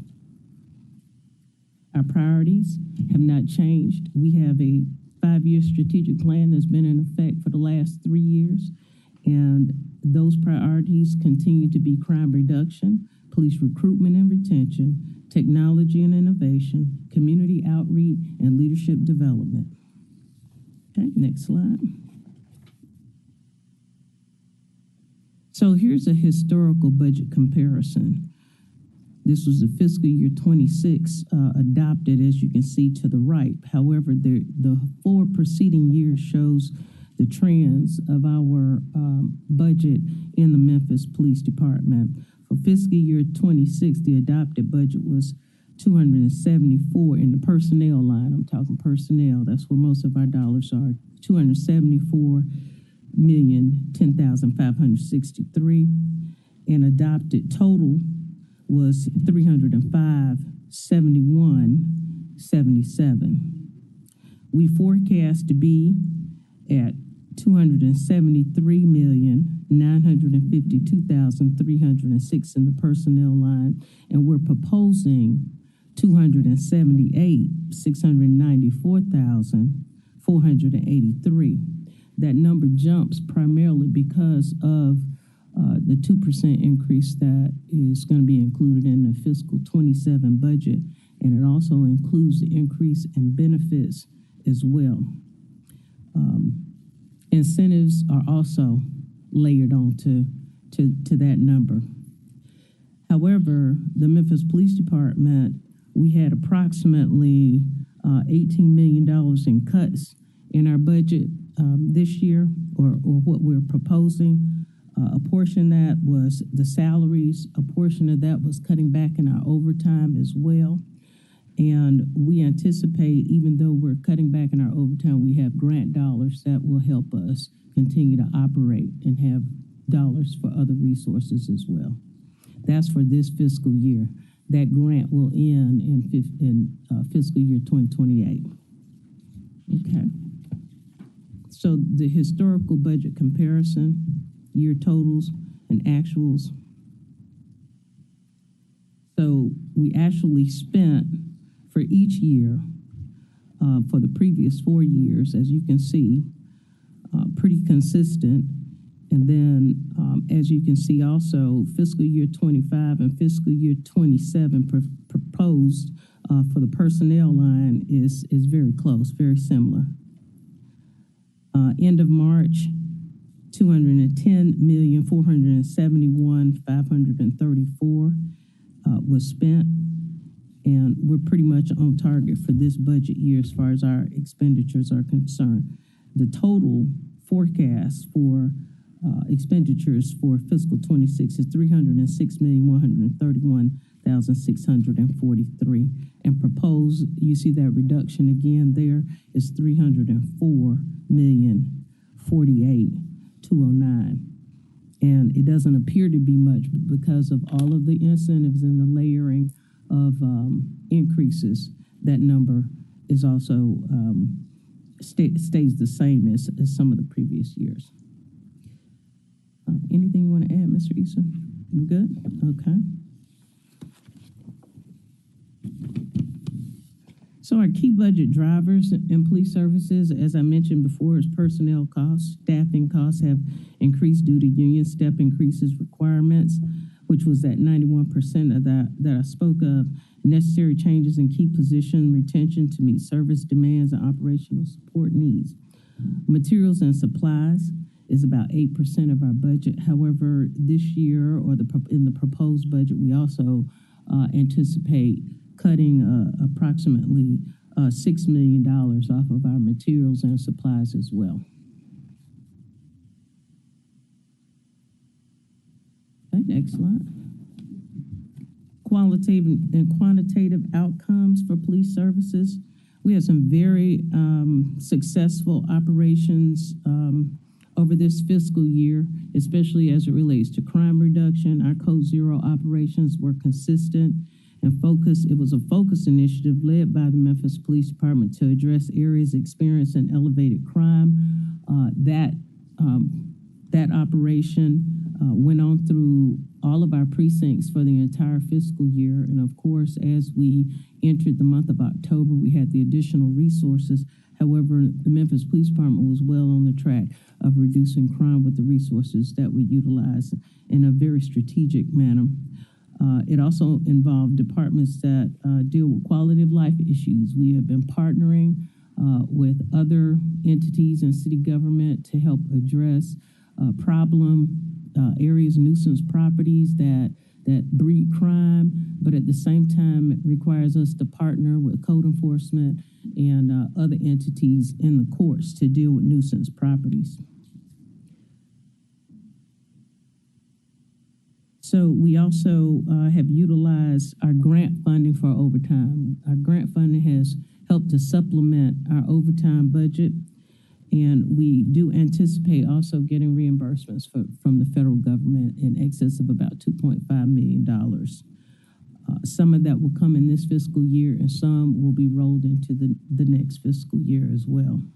We continue to submit those invoices to our federal entities so that we can get reimbursed for the dollars that are spent utilizing officers for the Memphis Safe Task Force. Our results overall for Part 1 crime, we have a decrease of 40.84% from 2025 to 2026, and for 2025, crime is down 18.34% year to date. Yes, and we are looking at sustaining the gains. You know, even though those resources may at some point leave the city, we are pleased to know that we still have Tennessee Highway Patrol and other entities. It's like a force multiplier for the city to have those additional resources on our interstates as well. We got support from our FBI office. We've been working various organizations and long-term investigations with them. They plan to increase staffing here in the Memphis area as well.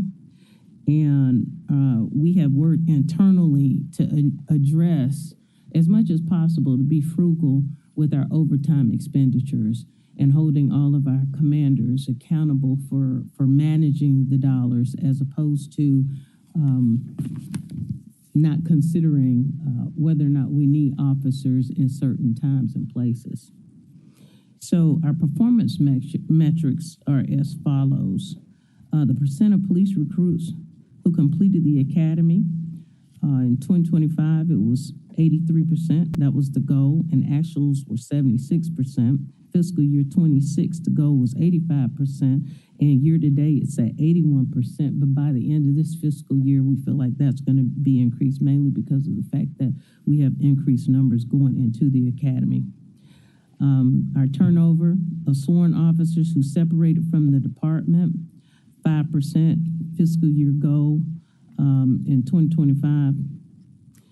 3% were the actual, so that number went down, which was really a benefit that we had less officers leaving for various reasons.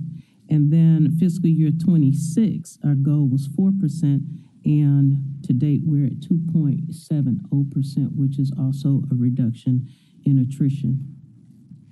And support services, percentage of incoming calls responded to by an officer within 18 minutes. We have set goals recently for our officers to meet that 18-minute threshold to respond to calls for service, and also a 10-second response time for our communications dispatchers to be able to pick up the telephone when someone is calling for us. So our actuals for response to service in that 18-minute period was 94% in 2025. That was the actuals. And then our goal was 95% in fiscal 26. We believe we're going to exceed that as well. Just 1 second, Chief. Yes. Thank you. How often is that response time monitored? Monthly. Okay. We have what we call a monthly administrative track meeting. Okay. And during that time, we look at overtime, we look at calls for service, and that meeting is a collaboration of all of our commanders. We look at internal affairs reports, everything administrative in the police department, but the communications section, they report on calls for service, how many calls for service, and whether or not we've seen increases or reductions. We also look at how much time it takes our officers to respond to a call, and we can also break it down by precinct, which precincts have the shorter periods of time, and we have a little bit of a competition going on too. So the metrics that we're looking at them monthly. What happens if they don't meet that standard? We work with those supervisors to monitor the radio to make sure that officers, once they get that call, they're moving and on the way. Okay. And we also have technology that's helping us to monitor officers as they receive calls.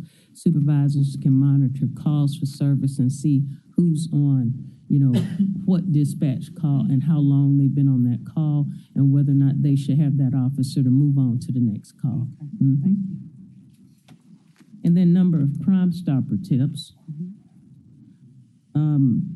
Fiscal year 25, the goal was 320, and fiscal year 25, we ended up with 3,287. We're gonna take another look at these goals because we're getting more participation by our community members, and we have been intentional about communicating through marketing and other social media platforms to encourage members in the community to call the police department. So we've seen a significant increase in our Crime Stopper tips, and we have not determined what our actuals will be for fiscal year 26 as of yet. Are they still financially rewarded for certain tips? Yes, they are. And those dollars are also aren't those dollars in our budget? Yes, those dollars are in our budget, and they also get other contributions from other philanthropic groups. Okay. Yeah. Okay, and the next slide is also performance metrics. Part 1, violent crime. This is incidents per 100,000, which is the Uniform Crime Reporting measure. They measure by 100,000 residents as opposed to the way the Memphis Police Department. We keep this way because we want our UCR numbers to match what the FBI report will come out and say later on. So in fiscal year 25, the goal was a 1% decrease. The actuals were 1,616, and the decrease for fiscal year 26, so we're shooting for 10%, but we're well past that already. And the same for Part 1 violent crime incidents. We're past that 10% decrease. So we plan to set some more lofty goals as we continue to see the decreases in crime. Part 1 crime incidents decrease for 25 was 3%, and those are the numbers there. In fiscal year 26, we're shooting for a 5% decrease, and then you have the total numbers in that category. Total Part 1 crime incidents, 3% decrease, and then 5% decrease for fiscal year 26 goals, and those numbers are also illustrated there. Number of arrests of youth gun offenders aged 16 to 24, 1,583 in fiscal year 25. This is a number that we hope to decrease. We don't want to see our young people with guns as much as possible. And then the fiscal goal was 1,583, and then the actuals right now as of today is 948. So there are reductions in the number of young people that we arrest with weapons. Our clearance rates, fiscal year 25, the goal is 33%. Fiscal year 25 actuals were 26.8%. Our fiscal year 26 goal was 41%. The actuals as of today for clearance rates for for Part 1 violent crimes is 40%. The homicide clearance rate has increased significantly. The clearance rate is right at 77%. Clearance rates for property-related crimes, 12% was a goal in fiscal 25, 11.7% were the actuals. And then fiscal year 26, the goal is 20%, and the actuals are 20% for fiscal year 2026. And then community awareness has been a new focus, not just for us, but for other areas of department, the community engagement tours that we've been taking. We have increased our neighborhood our neighborhood watches significantly, and we've also been involved in various other community engagement awareness forums. The goal was to have 330 of those type forums. The actuals were 274 in 2025, and then a significant increase in fiscal year 2026 was 700 was the goal, and right now we're at 560, but they are involved in various community engagement events weekly, and so we think that number is going to actually meet our 700 goal. And then challenges and risks. Growing our police force is always a challenge, especially with civilian positions, ensuring that we have competitive salaries, but we work with HR and trying to make adjustments to salary when at all possible. Juvenile crimes, we're also working with the juvenile court system on how we address the curfews and other juvenile situations, especially as it relates to juvenile crimes and gun crimes that are associated with the schools, not just in the schools, but also bleed off into the community. Repeat violent offenders, we have done quite well as far as our fugitive list. Our fugitive list has been reduced significantly, not just during the Memphis Safe Task Force, but even prior to that, we created a fugitive task force, and they have done quite well with identifying and apprehending violent criminals that are at large. Thefts, traffic safety, and larcenies, leveraging multiple agencies to support citywide crime issues and utilize federal and state funding. And automation and technology, we're using a lot of technology and implementing new technology programs along with our camera systems and the use of AI in various types of situations, especially with community in various communities using, if we have an individual that, for instance, may have robbed a bank or whatever the case might be, AI helps us to identify any particular car that could have been in that area and helps to identify them through our camera system so that we can have quick tracking of those individuals. So we're utilizing AI also in our new body-worn cameras as part of the body-worn camera Axon package that we went into a contract with about 3 years ago. But the second phase of that is to incorporate AI, helps with the actual writing of police reports as the body-worn camera is capturing all of the individuals that are on a scene. It helps the officer to regurgitate that information in an affidavit in that police report as well. So, yes, they will all have that feature.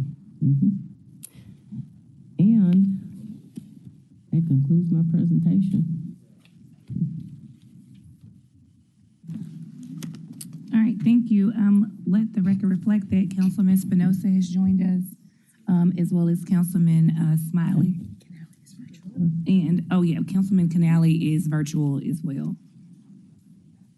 Good afternoon. Chairwoman Swearingen Washington. Okay, I just have a couple of questions.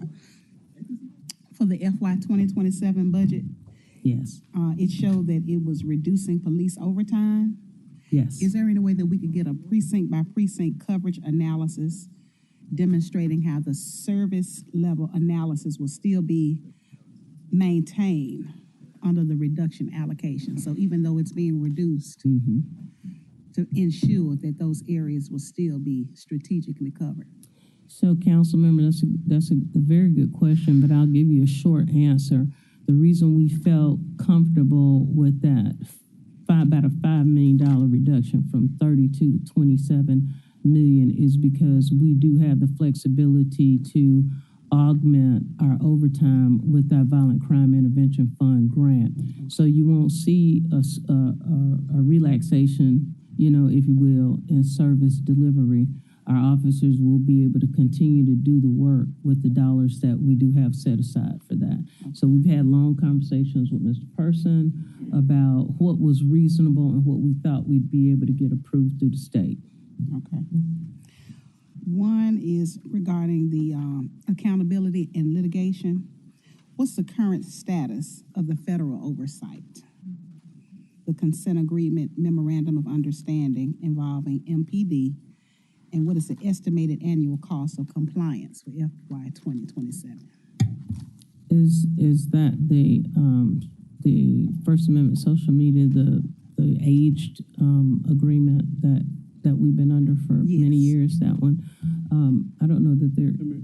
Would that be a law department question? Okay. That might be a law department question. Okay. And we have been working with the monitors. We have changed policies. We have been in compliance. If that helps you a little bit, council member, the department has had constant training, and we have set up policies and procedures so that anytime our officers are using social media, we put together a social media unit.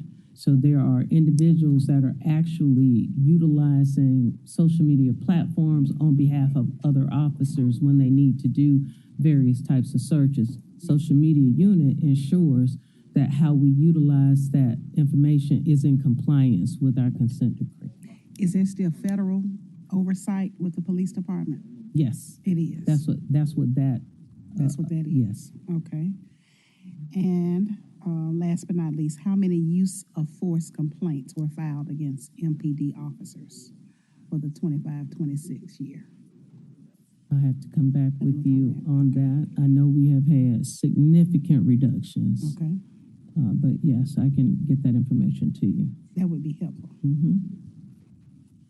I think that's it for me. All right, Dr. Warren, you're recognized. Thank you. Thanks, Madam Chair. Chief, you mentioned the state violence intervention funds. How much money is that? This year, there's approximately about $12 million left for this fiscal year. Okay. So there's $12 million left for this year. How much did we receive for next year? Well, the grant itself, it ends at the end of the 2027 fiscal year. So it ends at the end of this year or next year? Next year. Okay, so what's our grant for next year? We have $12 million left in our grant from this year, you said. Well, let me correct that. We have, Mr. Person, you want to talk about it? Well, and Chief, you probably have a little bit better insight, but essentially, it's a multi-year grant, and I think what she's saying How much per year is that? So I think the overall grant itself that's pertaining to this area is $40 million altogether. And how much are we receiving But they a have year? $12 million left. Well, it's multi-year, so they got the money, and they're expending it over multiple years. So we're expending it over multiple years. It was $40 million. So we've expended $28 million to present. Is that what I'm understanding with $12 million left? Is that correct? No. Okay. And the reason why it's hard to explain that, because it's a reimbursable grant. So those sub-grantees that are actually spending money for the grant, they get reimbursed. And so there's never like an allocated amount per year. So the sub-grantees, these are our interveners on the ground. Is that where their funds are coming from at this point? I know that Ms. Williams is working with the state administrator, the grant administrator, to ensure that they are able to receive some of those grant funds too. I think there's been some dollars earmarked for them as well. So as we're looking at this, I'm still, the comment that was made was, we're going to use these violence intervention funds to handle our overtime expenses. Yes. And so we're going to pay the overtime expenses, debit the state or bill the state, and get reimbursed from the state for that. Is that correct? Yes, sir. Okay. And out of that $12 million, what percentage of that $12 million that's left are you expecting that we'll be using for our overtime expenses next year? For next year, it's going to be a little bit more than that, actually. We reduced ours by 5, so it'll probably be somewhere between 4 and 5. 4 and 5 million Yes. are going to be from that 12. For fiscal year 20. For fiscal year 2027. That's correct. And we still have this fiscal year, like a month to go. How much Yes. more are we going to spend on overtime out of that 12 million for this fiscal year that we haven't already spent? Approximately about $1 million. About $1 million. So another $1 million. Yes. Okay. So now we've taken that 12 million and we're down to 7 million, 5 million that we just spent. Yes. So we have 7 million of that funding left that we're going to have to spend and request reimbursement for. Because I'm just trying to get some numbers that I can ask about. Does that make sense? Am I doing the math wrong? Well, because you could probably convey that better than I can. Because the council member, the dollars that we're spending in the Memphis Police Department are focused on overtime and other items and resources that the state has approved us to spend it on. On that, what are those items and how much are we spending there? So we've got the overtime that you talked about. Yes. So that's going to be 5 million Yes. out of the 12. What else are you spending it on? There's some vehicles. There's a potential for a helicopter that the city has not been able to. How much does a helicopter cost? About $7 million. So that would take up the rest of it, right? No, actually, the way it's paid out, it'll be paid out over a period of time. So it was an opportunity for us because the city didn't have the money and we have sort of a broke down helicopter. And so there was an opportunity for us to at least enter. We don't want a broke down helicopter. I'm just saying, No, we it's don't. fall out of the sky. We don't need that. Exactly. Mm-hmm. Mr. Person might be able to explain the trajectory of the state grant. Council. Before we had a reduction, how much? So we're not getting any more. So we're not really having a reduction. We're just not seeing it occur again. Is that what's happening? The state grant. That is correct. Yes. So we've got $20 million state grant. It's going to be going into next fiscal year. There's been no recurrence of this grant for our crime fighting. That's right. So we hadn't seen any money coming from Mr. Taylor more after that. Okay. That's correct. Just want to put that out. We could use some more, Mr. Taylor. All right. So I'm still trying to figure out how we can keep our group on the ground that are keeping our kids from killing each other because, there's been a nationwide reduction in violent crime. Mm-hmm. And if you look at the number of cities that have introduced this group violence intervention plan model, it is nationwide. Okay. I don't want to see everybody else's, murder rate keep going down and ours start ticking up because we take our foot off the gas because we don't have funding. So I'm trying to figure out where that money's coming from, and I haven't found it yet. So where is the police department? How much are you actually putting in from that grant into this fund, if any, or zero? Is there any money coming from that $20 million that we just talked about that are going to be for interveners out of your budget next year? So, and that's the reason why I said Ms. Williams could probably answer that question because we have not submitted money for sub-grantees at all. They don't want us to submit money for a sub-grantee. Who is that? The state doesn't? The state, absolutely. We have assisted, though. We have assisted and tried to work to make sure that the packages were in compliance with what the state is wanting, and so has Ms. Williams. So these people, so the group violence intervention plan people have to submit their own submissions to the state to be eligible for this pot of money you're talking about that's been given to the city of Memphis. That's correct. Actually, it goes through the grant administrator, the person that was hired by the state to oversee all of the sub-grantees. So there's a whole team of individuals that monitor and manage all the sub-grantees. So that person is a state employee? That person is a grant-funded employee that was working for the selected. city of Memphis or Yes. for the state of Tennessee? Working for the city of Memphis, but they answer to the state administrator, and they report to the state administrator on all the metrics and the performance sort of guidelines that the state is requesting. They have regular meetings, sir, and we have really, I think they're in a good place where they will be receiving some funds, but we aren't the checkoff. The Memphis Police Department isn't the checkoff, but we have been working with our group violence interveners to try to ensure that they are included in the grant opportunities. It's complicated, isn't it? It is, sir. So thank you. I just am trying to make sure that I understand it and the public understands it. So, because I didn't understand that component of it. I guess the thing that we may want to hear, at least in this budget committee, is a report from that grant, organizer person to come and tell us where we are with this and see what we can do. Because if we don't have the grants, we still have the need. And this is budget session. So if we're going to fill this need, now's the time for us to do it. We can't fill everything else and leave that need blank and then come back and say, oops, no money. I understand. Okay, so please help us with that and guide us the way we need to go with it. Thank you, Madam Chair. Thank you, Thank Chief. you. Thank you. Any other members in the queue? Was there something else you...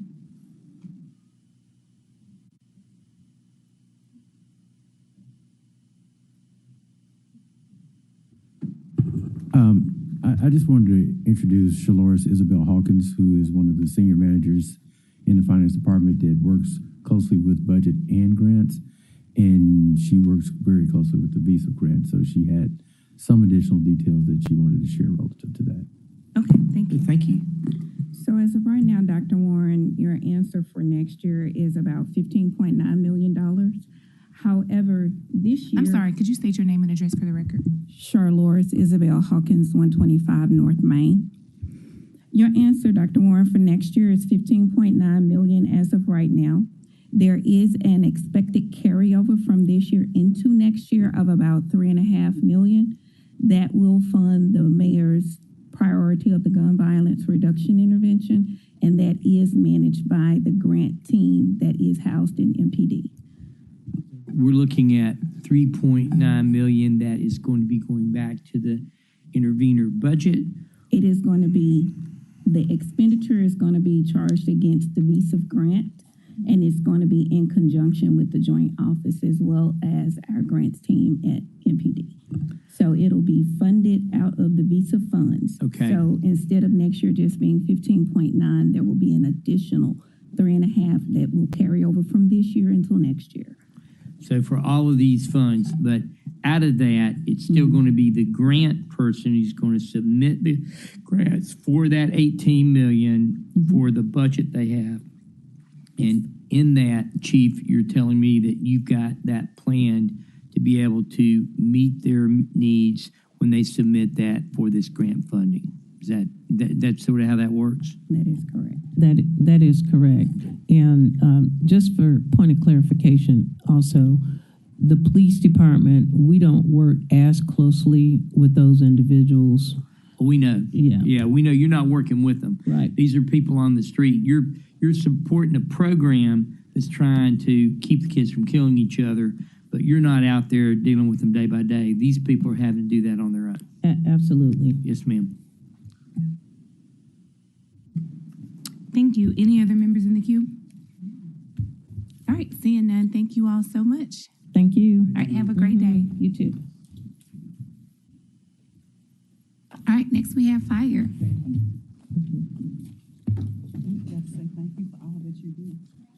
We did. Didn't I start with that? I usually start with that. Yeah.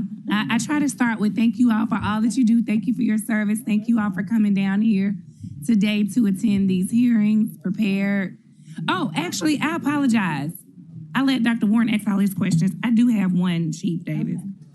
Going to page 5 of the historical budget comparison, and this is the same that I had for, and I can't remember which other department, but looking historically all the way back to 2022 in materials and supplies, that budget has been about $30 million. And then looking at this past year, where it was the adopted budget for $30 million, but the forecast is going to be $37.5 12.2, so it's about $12.3 million more than what was budgeted last year. But then the amount that's proposed for this year is about 13 million less than, well, no, it's about 6 million less than what was budgeted last year, and then about 12 million less than what was actually forecasted for this year. And so how are you all, because I think one of the answers I got before was a consolidated effort on materials and supplies, and I appreciate the consolidated effort, and I think we've been doing that for a while. It just seems pretty unrealistic with rising costs as to materials and supplies. So my question is there something that you all are going to be eliminating in the future that's going to account for about this $12 million difference in anticipated savings in the materials and supplies line? So I'll start off. I'll let Mr. Easton jump in too, because he knows the deeper dive. But I do know that part of, and it goes back to the question that Councilmember Warren was speaking of. Our grant is allowing us to purchase equipment items that we would typically have to ask for the city. And what we've done is we've taken a close look to see what could be purchased with grant funds. What could be purchased, where could we get overtime dollars in an effort to cut back as much as we could to reduce our expenditures in the operating budget. So some vehicles, side-by-sides, certain types of technology and equipment, those are gonna come out of that M&S bucket, and we'll be able to take care of it through our grant. And it is approximately about $6 million. Okay, thank you. Mm-hmm. Thank you. Working towards getting that helicopter. We are, and we're hoping that we're gonna be able to get the helicopter. But we've been looking at different options, whether it's a lease option or a purchase option. We've been talking to Mr. Person also, but it would be a great opportunity if we did have enough grant funds. But of course, a lot of different needs are coming right now with the visa grant. Right now, it's a possibility. We may have to squash some other things, but it's a big purchase that the department needs. 320 square miles of city of Memphis, which is 3 times the size as many other cities. Drones can go, but so far we need helicopters. And unfortunately, we just don't have the kind of equipment that is reliable enough. Anytime you keep taking an engine out of a helicopter, you got some problems. So. Fire department. Can't y'all share one? Y'all be having plenty of money. I didn't know that. Yes, y'all do. Teresa be finding that money. They've been holding out. They ain't trying to shut. All right. Yeah. We're working on it. Councilman Spinoza, you recognize. Yeah, just a quick question. Thank you, Chief. Mm-hmm. You may have mentioned it already. I got here a little late, although I was listening in the back. Okay. On the helicopter front, we had just talked casually one day. Yeah. And I think maybe I texted one of our Congress members, but like, have we looked into that? Have we looked into like had any conversations at the federal level? We could all help with that. Anything we can do to help. Yeah. That's all I'm saying, I couldn't remember if we circled back on it. And I typically don't like asking questions like that. Yeah, I thought we had. Yeah, we'll talk about it. I think our partner may not be there anymore. Okay, cool. So, Well, I'm here to help you. Find a new friend. Here to help you. Yeah, thank All you. right. Yeah, gotcha. Yeah. Appreciate y'all. Thank you.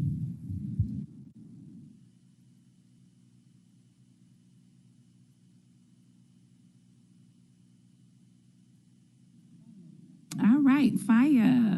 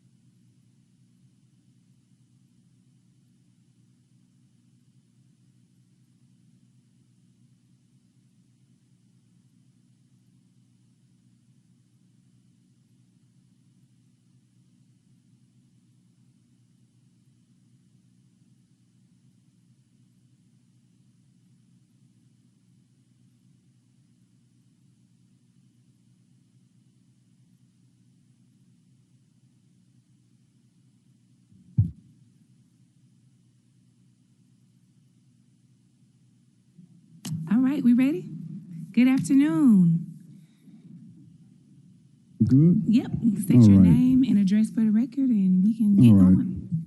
Good deal. So, good afternoon, Chair, Council, Colin Barres, Fire Chief, 2670 Avery Avenue, Memphis, Tennessee, 38112.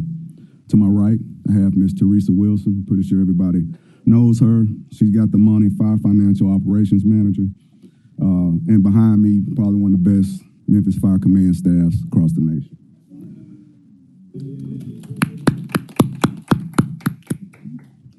So before starting, I'd like to thank you for your continued support and for the opportunity to present the FY27 operating budget for fire services. So the first slide, in fire services, we have 9 legal levels: administration, apparatus maintenance, which consists mostly of our hydrant repair expenditures. No personnel in that legal level. Logistical services, they provide the goods and supplies to our fire stations. Fire training, they train our recruits and incumbent members. Fire communications, which is our talented dispatchers. Fire prevention, they provide the fire code enforcement, permitting, and public education. Firefighting and emergency medical services, where most of our personnel lie. And airport services, which is a specialized area. We staff the positions for the Memphis International Airport, and they pay for the personnel costs, fire equipment, as well as medical and household supplies. And that's a total of 37 positions. All right, the next slide, if you look at the end to the right of this in the bar chart, this slide shows the division's authorized complement by legal level. You can see the majority of our personnel, again, they fall under suppression and EMS, and they have responsibilities. Our total authorized complement is 1860. We currently have 78 vacant positions. And you can see those listed. We're not asking for an ISL in FY27. Of the 78, 75 of the positions are posted. And the reason you have that variance there is because 3 of the positions were in admin, and we're not going to fill those 3 positions. Next slide. All right, this shows the FY26 funded budget, authorized complement, sum by bureau, along with the sum of the FY27 requested budget by bureau. And this does contain the 2% pay increase. The FY26 funded budget shows $212,444,808, and the FY27 requested sum, $219,307,637. All right, here on the left side of the page, you'll see 30 positions that fall under fire administration and a number of people that hold that position, to include the Director of Fire Services, the Director of Fire Deputy, and Chief Fire Deputies. To the right of the page, you have 25 logistical services positions and the number of people that are in those positions. Next slide. All right, to the left of the page, you have our fire, these are the positions under the fire training umbrella, and that's 24 positions. This group, they train our recruits and incumbent members. To the right are 72 positions of our fire communication dispatchers who take the 911 calls in the alarm office. All right, on this slide, to the left, you have the authorized complement for fire prevention, which is 51. This bureau conducts our fire inspections, fire investigations, and our public education efforts. It's a vital bureau for us because if things are done correctly, it decreases the potential for fire incidents and loss and increases safety for our personnel and our citizens. To the right is our air rescue authorized complement, the airport, which I spoke of earlier, which is 37. And again, Memphis Fire staffs the Memphis International Airport Station, and then we're fully reimbursed. All right, the next slide is where you'll see the bulk of our workforce. You have 1,143 in fire suppression, and you have 478 in EMS.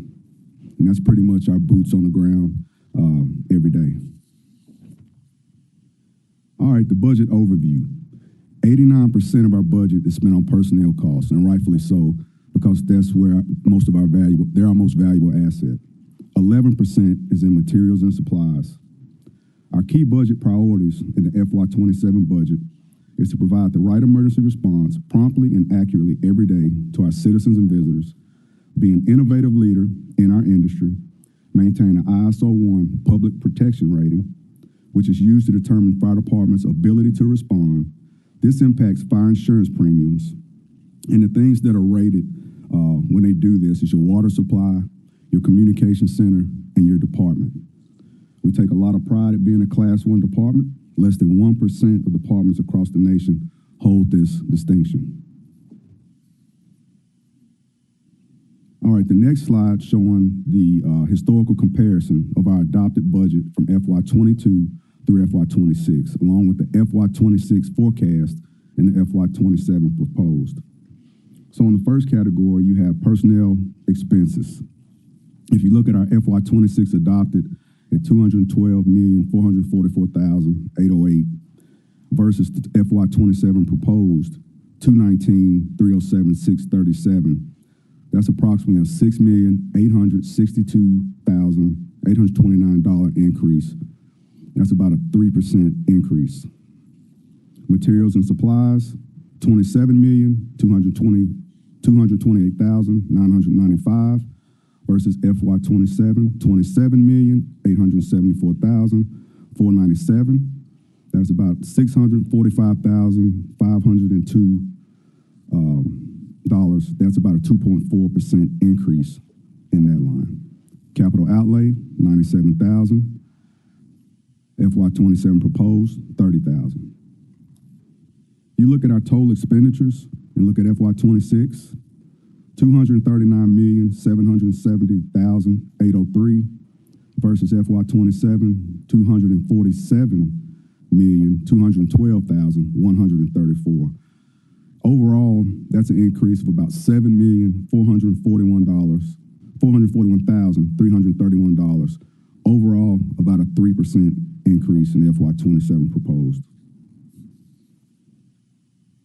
Right, on the next slide, this is a historical comparison, actuals from FY22 through FY26, along with the FY26 forecast and proposed. So on the FY26 and personnel expenses, FY26 forecast, $213,378,671 versus the proposed budget of $219,307,637. Materials and supplies, $32,422,088 versus FY27 proposed $27,874,497. And again, capital outlay, $97,000, and FY27 proposed $30,000. Total expenditures, $243,649,017 versus $247,212,134. All right, our key drivers, which most of our people, our personnel is our biggest expense. It's going to be personnel costs. Increasing costs for EMS supplies, apparatus repairs, parts, and fuel. Our key accomplishments for 2026, slower attrition, resulting in decrease in overtime, and the implementation of our Lieutenant and Battalion Chief Academy that provides real-life role play along with education and critical decision-making and strategic thinking. So our programs and projects above 5% of material and supplies budget. You have utilities, which make up 10%, city shop charges, 43%, fuel, 10%, medical supplies, 14%, outside vehicle repair, 1%, and miscellaneous professional services at 24%. And we feel this budget will allow us to continue to provide exceptional fire and emergency medical services to all the citizens that promote our core values of focus, integrity, respect, and excellence. All right, on the next slide, you have the NFPA. So NFPA 1710 outlines response time goals for fire departments. 15 seconds for answering an emergency call coming into the alarm office. 320-second response time for the first due apparatus on fire incidents. And a 300-second response time for ALS response, vehicle or ambulance. So as you can see, the average structure fire response time down below, 265 seconds, basically 4 minutes. Average EMS response time, 378 seconds, roughly 6 minutes. 911 calls answered during that quarter, 103,553. And they answered the call with an answer time of 7.3 seconds. Next slide. All right, the next few slides will contain initiatives that we have planned for FY27 or they're either currently ongoing. And this one is the fourth option, and it's a mental health option when calling 911. Currently, when you call 911, they're gonna say, okay, what's your emergency? Police, fire, EMS. The fourth option will be a mental health option. And it will be budget neutral. The timeline, July 2026. The expected outcome to provide a mental health option when calling 911. The impact is to provide a rapid mental health response for those in need. And how we'll get this out to the public is, of course, through media rounds, social media, flyers, TV advertising, radio, and also we would ask that the mayor, when he's out speaking at engagements or events, push it as well. The next initiative is lateral dispatchers. Budget neutral, the timeline May 2026. The expected outcome, reduce overtime, reduce dispatcher fatigue, and also new dispatch hires will be operational quicker. The impact, operational efficiency, and a balanced work environment. All right, this initiative, cost recovery for false alarms, the budget allocation, the recovery for basically $414,095, and that's a revenue transfer for Metro Alarms counted as revenue, that will be counted as revenue in FY27. And that's an increase from last year, which it's a $245,095 increase compared to FY26. So the expected outcome is to reduce false alarm volume, less wear and tear on the apparatus, as well as our personnel. The impact, more fire equipment availability for emergencies, and improved accountability. Next slide. All right, this initiative is the automated secure alarm protocol to public safety answering. And it's a budget neutral initiative, timeline July 2026. The expected outcome, fire alarm notifications transmitted directly to the CAD. The impact, reduced reliance on manual phone call intake, improved speed of call taking and response initiation. And I think last year, the council had a question about how can AI benefit dispatcher communications. And at the time, I really didn't know, hadn't done a lot of research on it, but just looking through it, you have the ability, and we're not doing it yet, but there is an opportunity there of real-time summarization, transcription, and translation, keyword and hazard flagging, and also intelligent call routing. So basically, if you have a disaster or areas impacted, you can geofence that area to where those calls will go straight to call takers as opposed to non-emergent calls going another route. And also non-emergency triage. But then again, there is still that human factor that has to be there. You know, everything or every call can't go to a bot or something like that. All right. Lastly, we have our community engagement initiative. It's budget neutral, and the timeline is FY25 implementation. We're already doing it with continued expansion into FY27. And the expected outcome is to strengthen relationships between fire services and the community through increased outreach, public participation, engagement to improve trust, collaboration, and public perception. The impact, increase awareness of fire service programs and resources, expand community partnerships, and advance long-term equity and outreach efforts by reducing barriers to participation. And some of those, I think it's the next slide. This is the next slide. Yeah, okay. So some of those days, the examples are like our Hero Day, where you have young girls who come and they do a lot of things that help boost confidence and team building, things of that nature. And we've been successful with this for how many years now, Chief Lord? 10 years. So it's been a success partnering with the Girl Scouts each year. We have our back to school drive, which that right there was really, really good. It was off the chain last year. Then we had breast cancer and autism awareness events, trunk or treats events, which was really good, and Hoop There It Is, which is a teen night for teens playing basketball.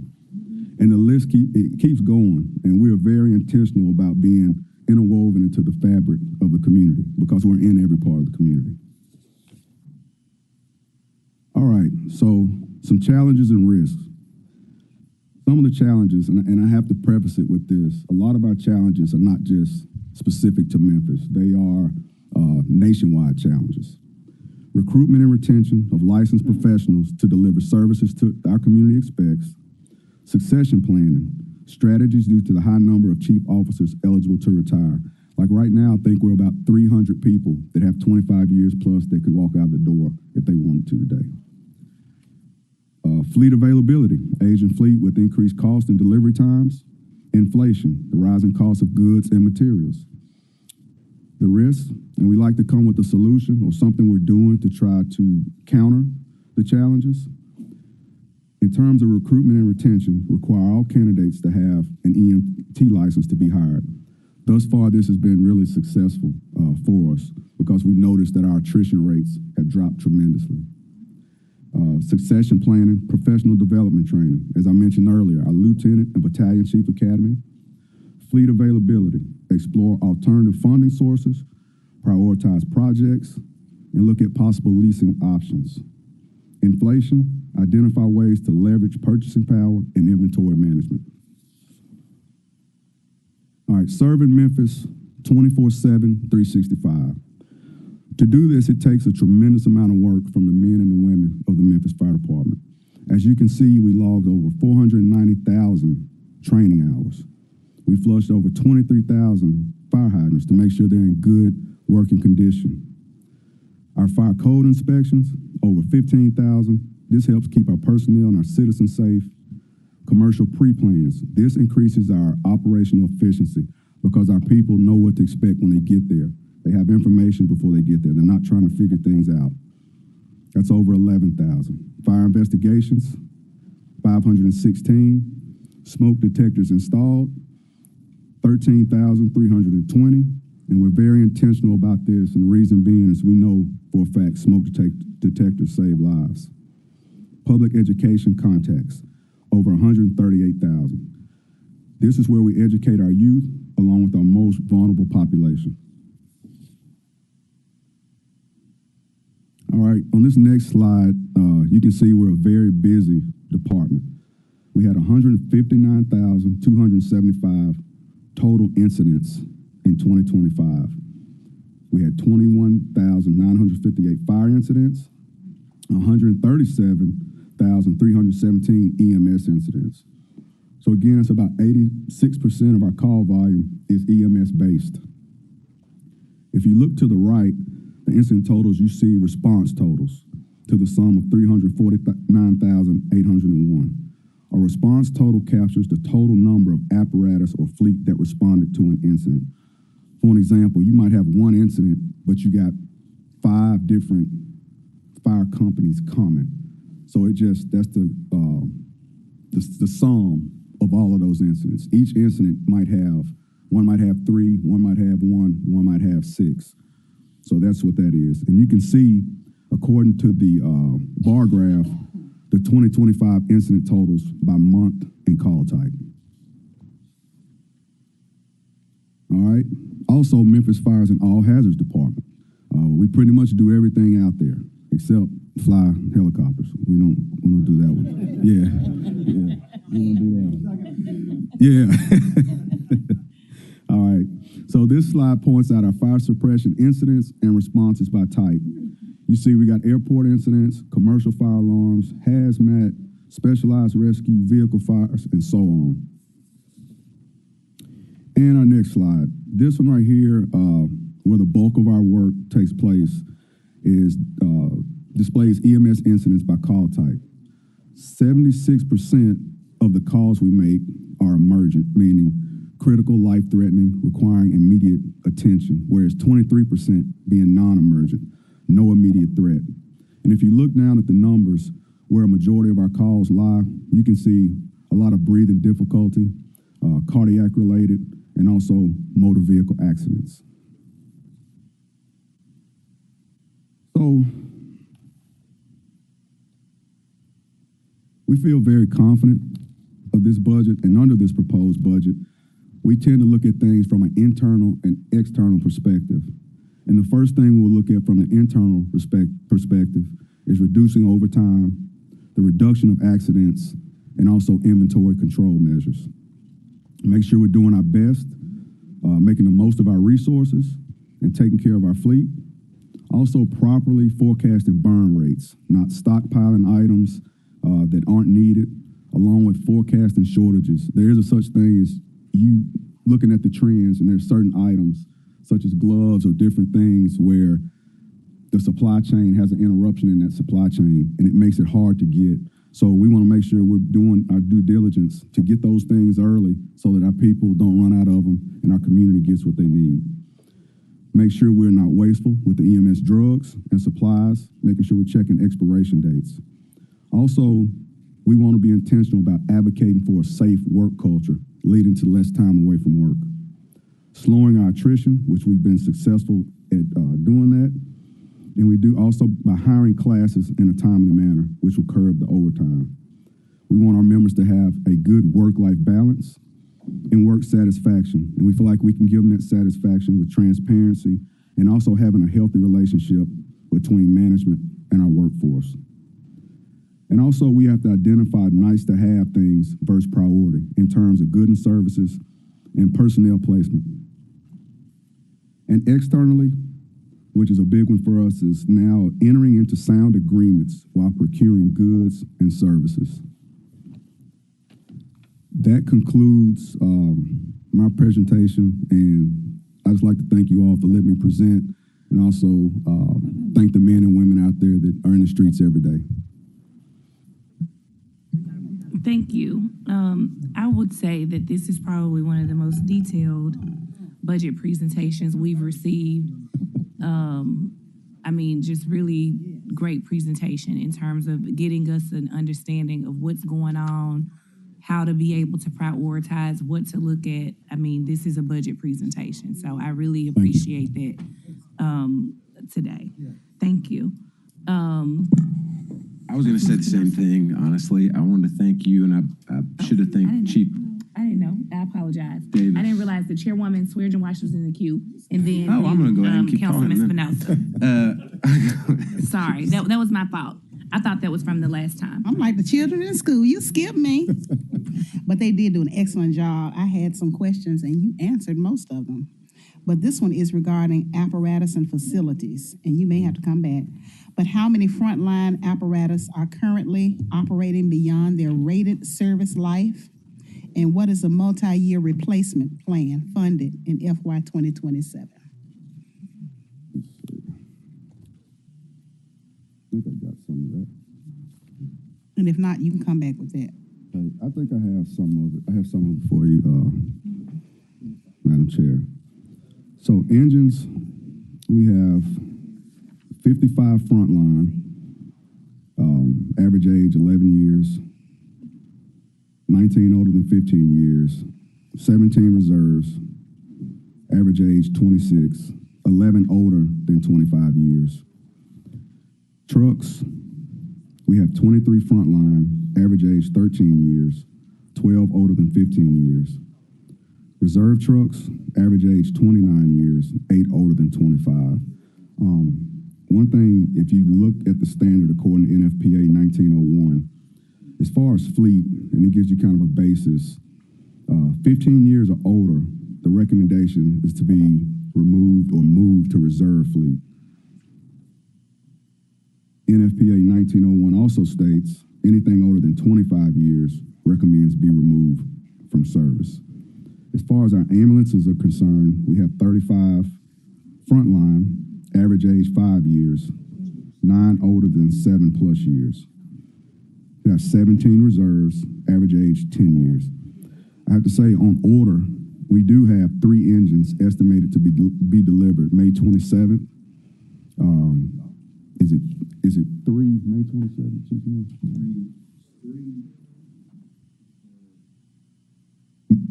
Next May, 2 May, 1 in January 28th. Okay. So we got 2 May of 27 and 1 January 28. We have 4 trucks estimated to be delivered May of 26.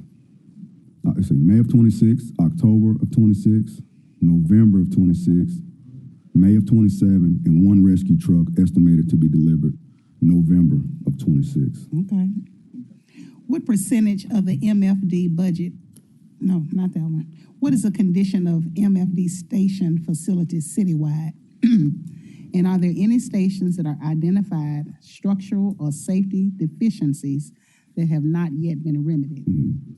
Well, we've had quite a few renovations going on, and those renovations were all prioritized from needing attention now to it doesn't need attention now. But I think in totality, that's something that I would need to come back to you with, giving you per station and what our plan is currently, so that we can get out and also work in conjunction with GS to see what that priority is and what is the true need. Right now, I can't really speak to that. Okay.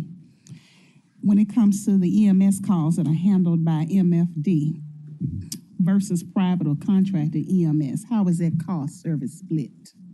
The cost service? Okay. It's not split? Yeah. So who's split?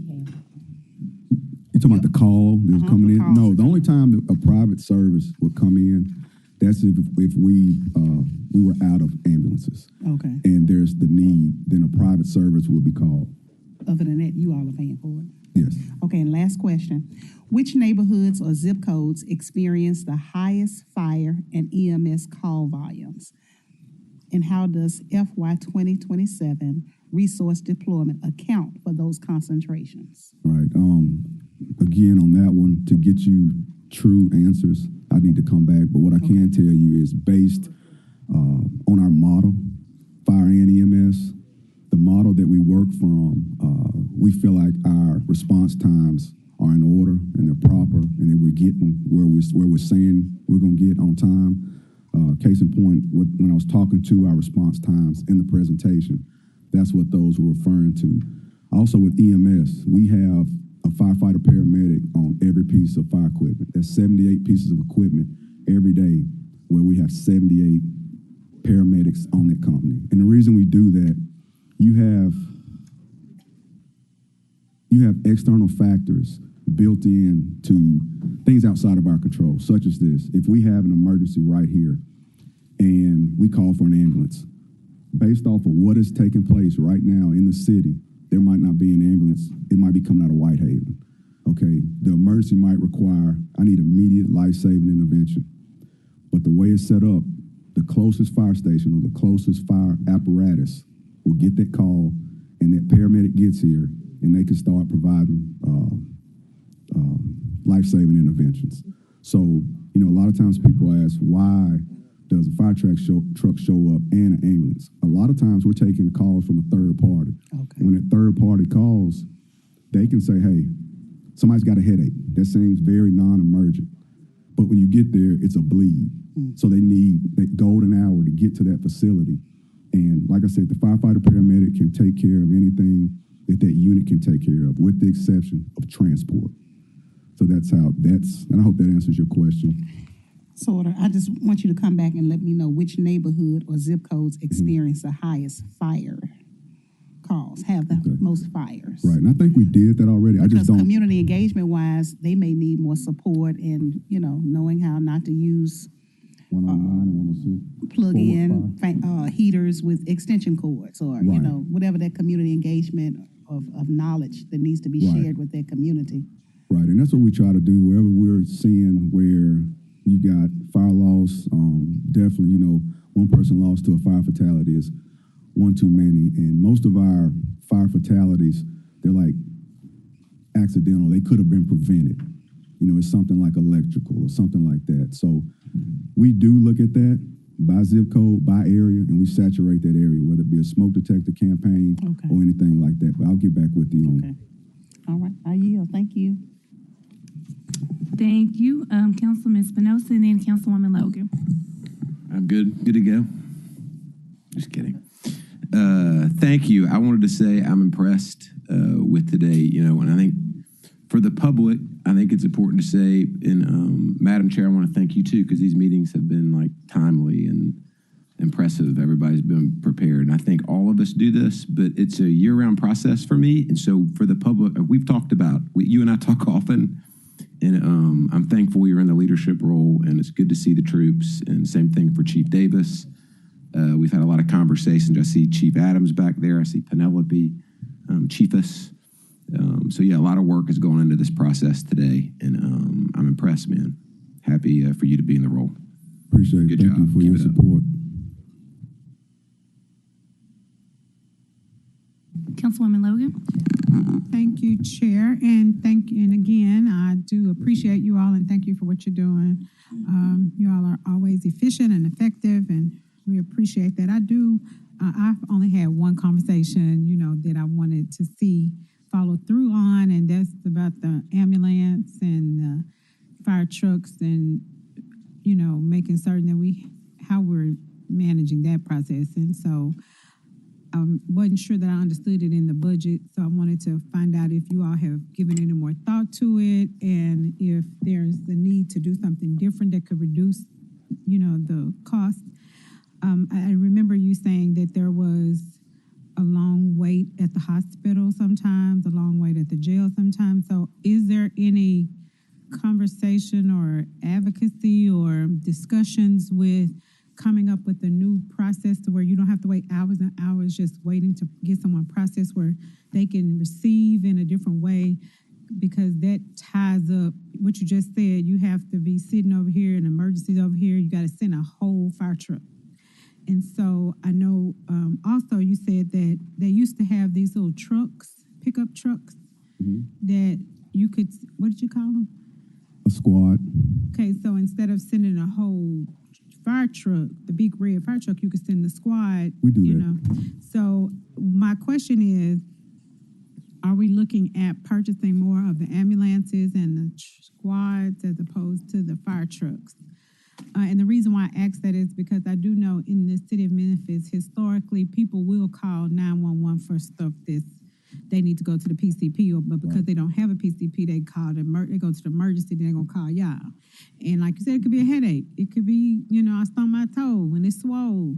But we got to send a whole fire truck and with firemen on it, with paramedics on it, with using all that gas and energy and the big trucks. So they wear and tear, and then they're not available if it's a 12 alarm fire, God forbid, but you over here with the stumped toe. Right. So if there's a way to get pickup trucks, and ambulances, that's what I'm interested in knowing, and only you all know that. I don't know, so that's why I'm asking. It's just logic in my mind, but it may not be data. So right, yeah, it's a great question, and we always try to improve our efficiency and our processes and our response. It's somewhat complicated because of all the movement and the call volume we have. With 35 full-time ambulances, they're running. They rarely stop. And we've tried to throw more ambulances into the mix, but honestly, you put more ambulances out there and the call volume's still there and it picks up, and you still diminish that ambulance fleet where you're going to need either a fire truck to show up or you're going to need a squad. And quite honestly, when it comes to the number of people we need on a scene for certain medical calls, they can tell you sometimes it's the more the better. Some of them, no, all you need is an ambulance. But some of them, when it comes to difficulty breathing, cardiac related, and like I stated in the PowerPoint, those are a majority of our calls, those type calls. And what we want to do is when they are processing these calls, they're listening and they're saying, okay, based off of this EMD code, based off of what I'm hearing, this is what is needed. So, we're always looking for ways to improve. And if we felt that just adding more ambulances was the key, I feel like we really would have moved that way. But I mean, I'm open to further discussion, but I just don't know if more ambulances right now is what's going to help Memphis. You know, in some areas you can do that, but we have a population, high poverty, the need is there. We want to make sure that we're getting to the people we got to get to and provide them with the best service we can provide them with. So I don't know. I don't know if that answers the question any better, but we've. I mean, I remember we talked about. You don't have to answer it today. I just want to know if you all have talked about it, because you're it's really not answering what I'm asking, but you can, you know, we've talked about it offline, Yes, and you ma'am. said you all were going to look at it and then just kind of look at it and come back, let me know, or send it, the information, once you've had time. And definitely reducing the wait time at the hospital and at the jails or prisons. Okay, Right. thank you. Thank you. Thank you.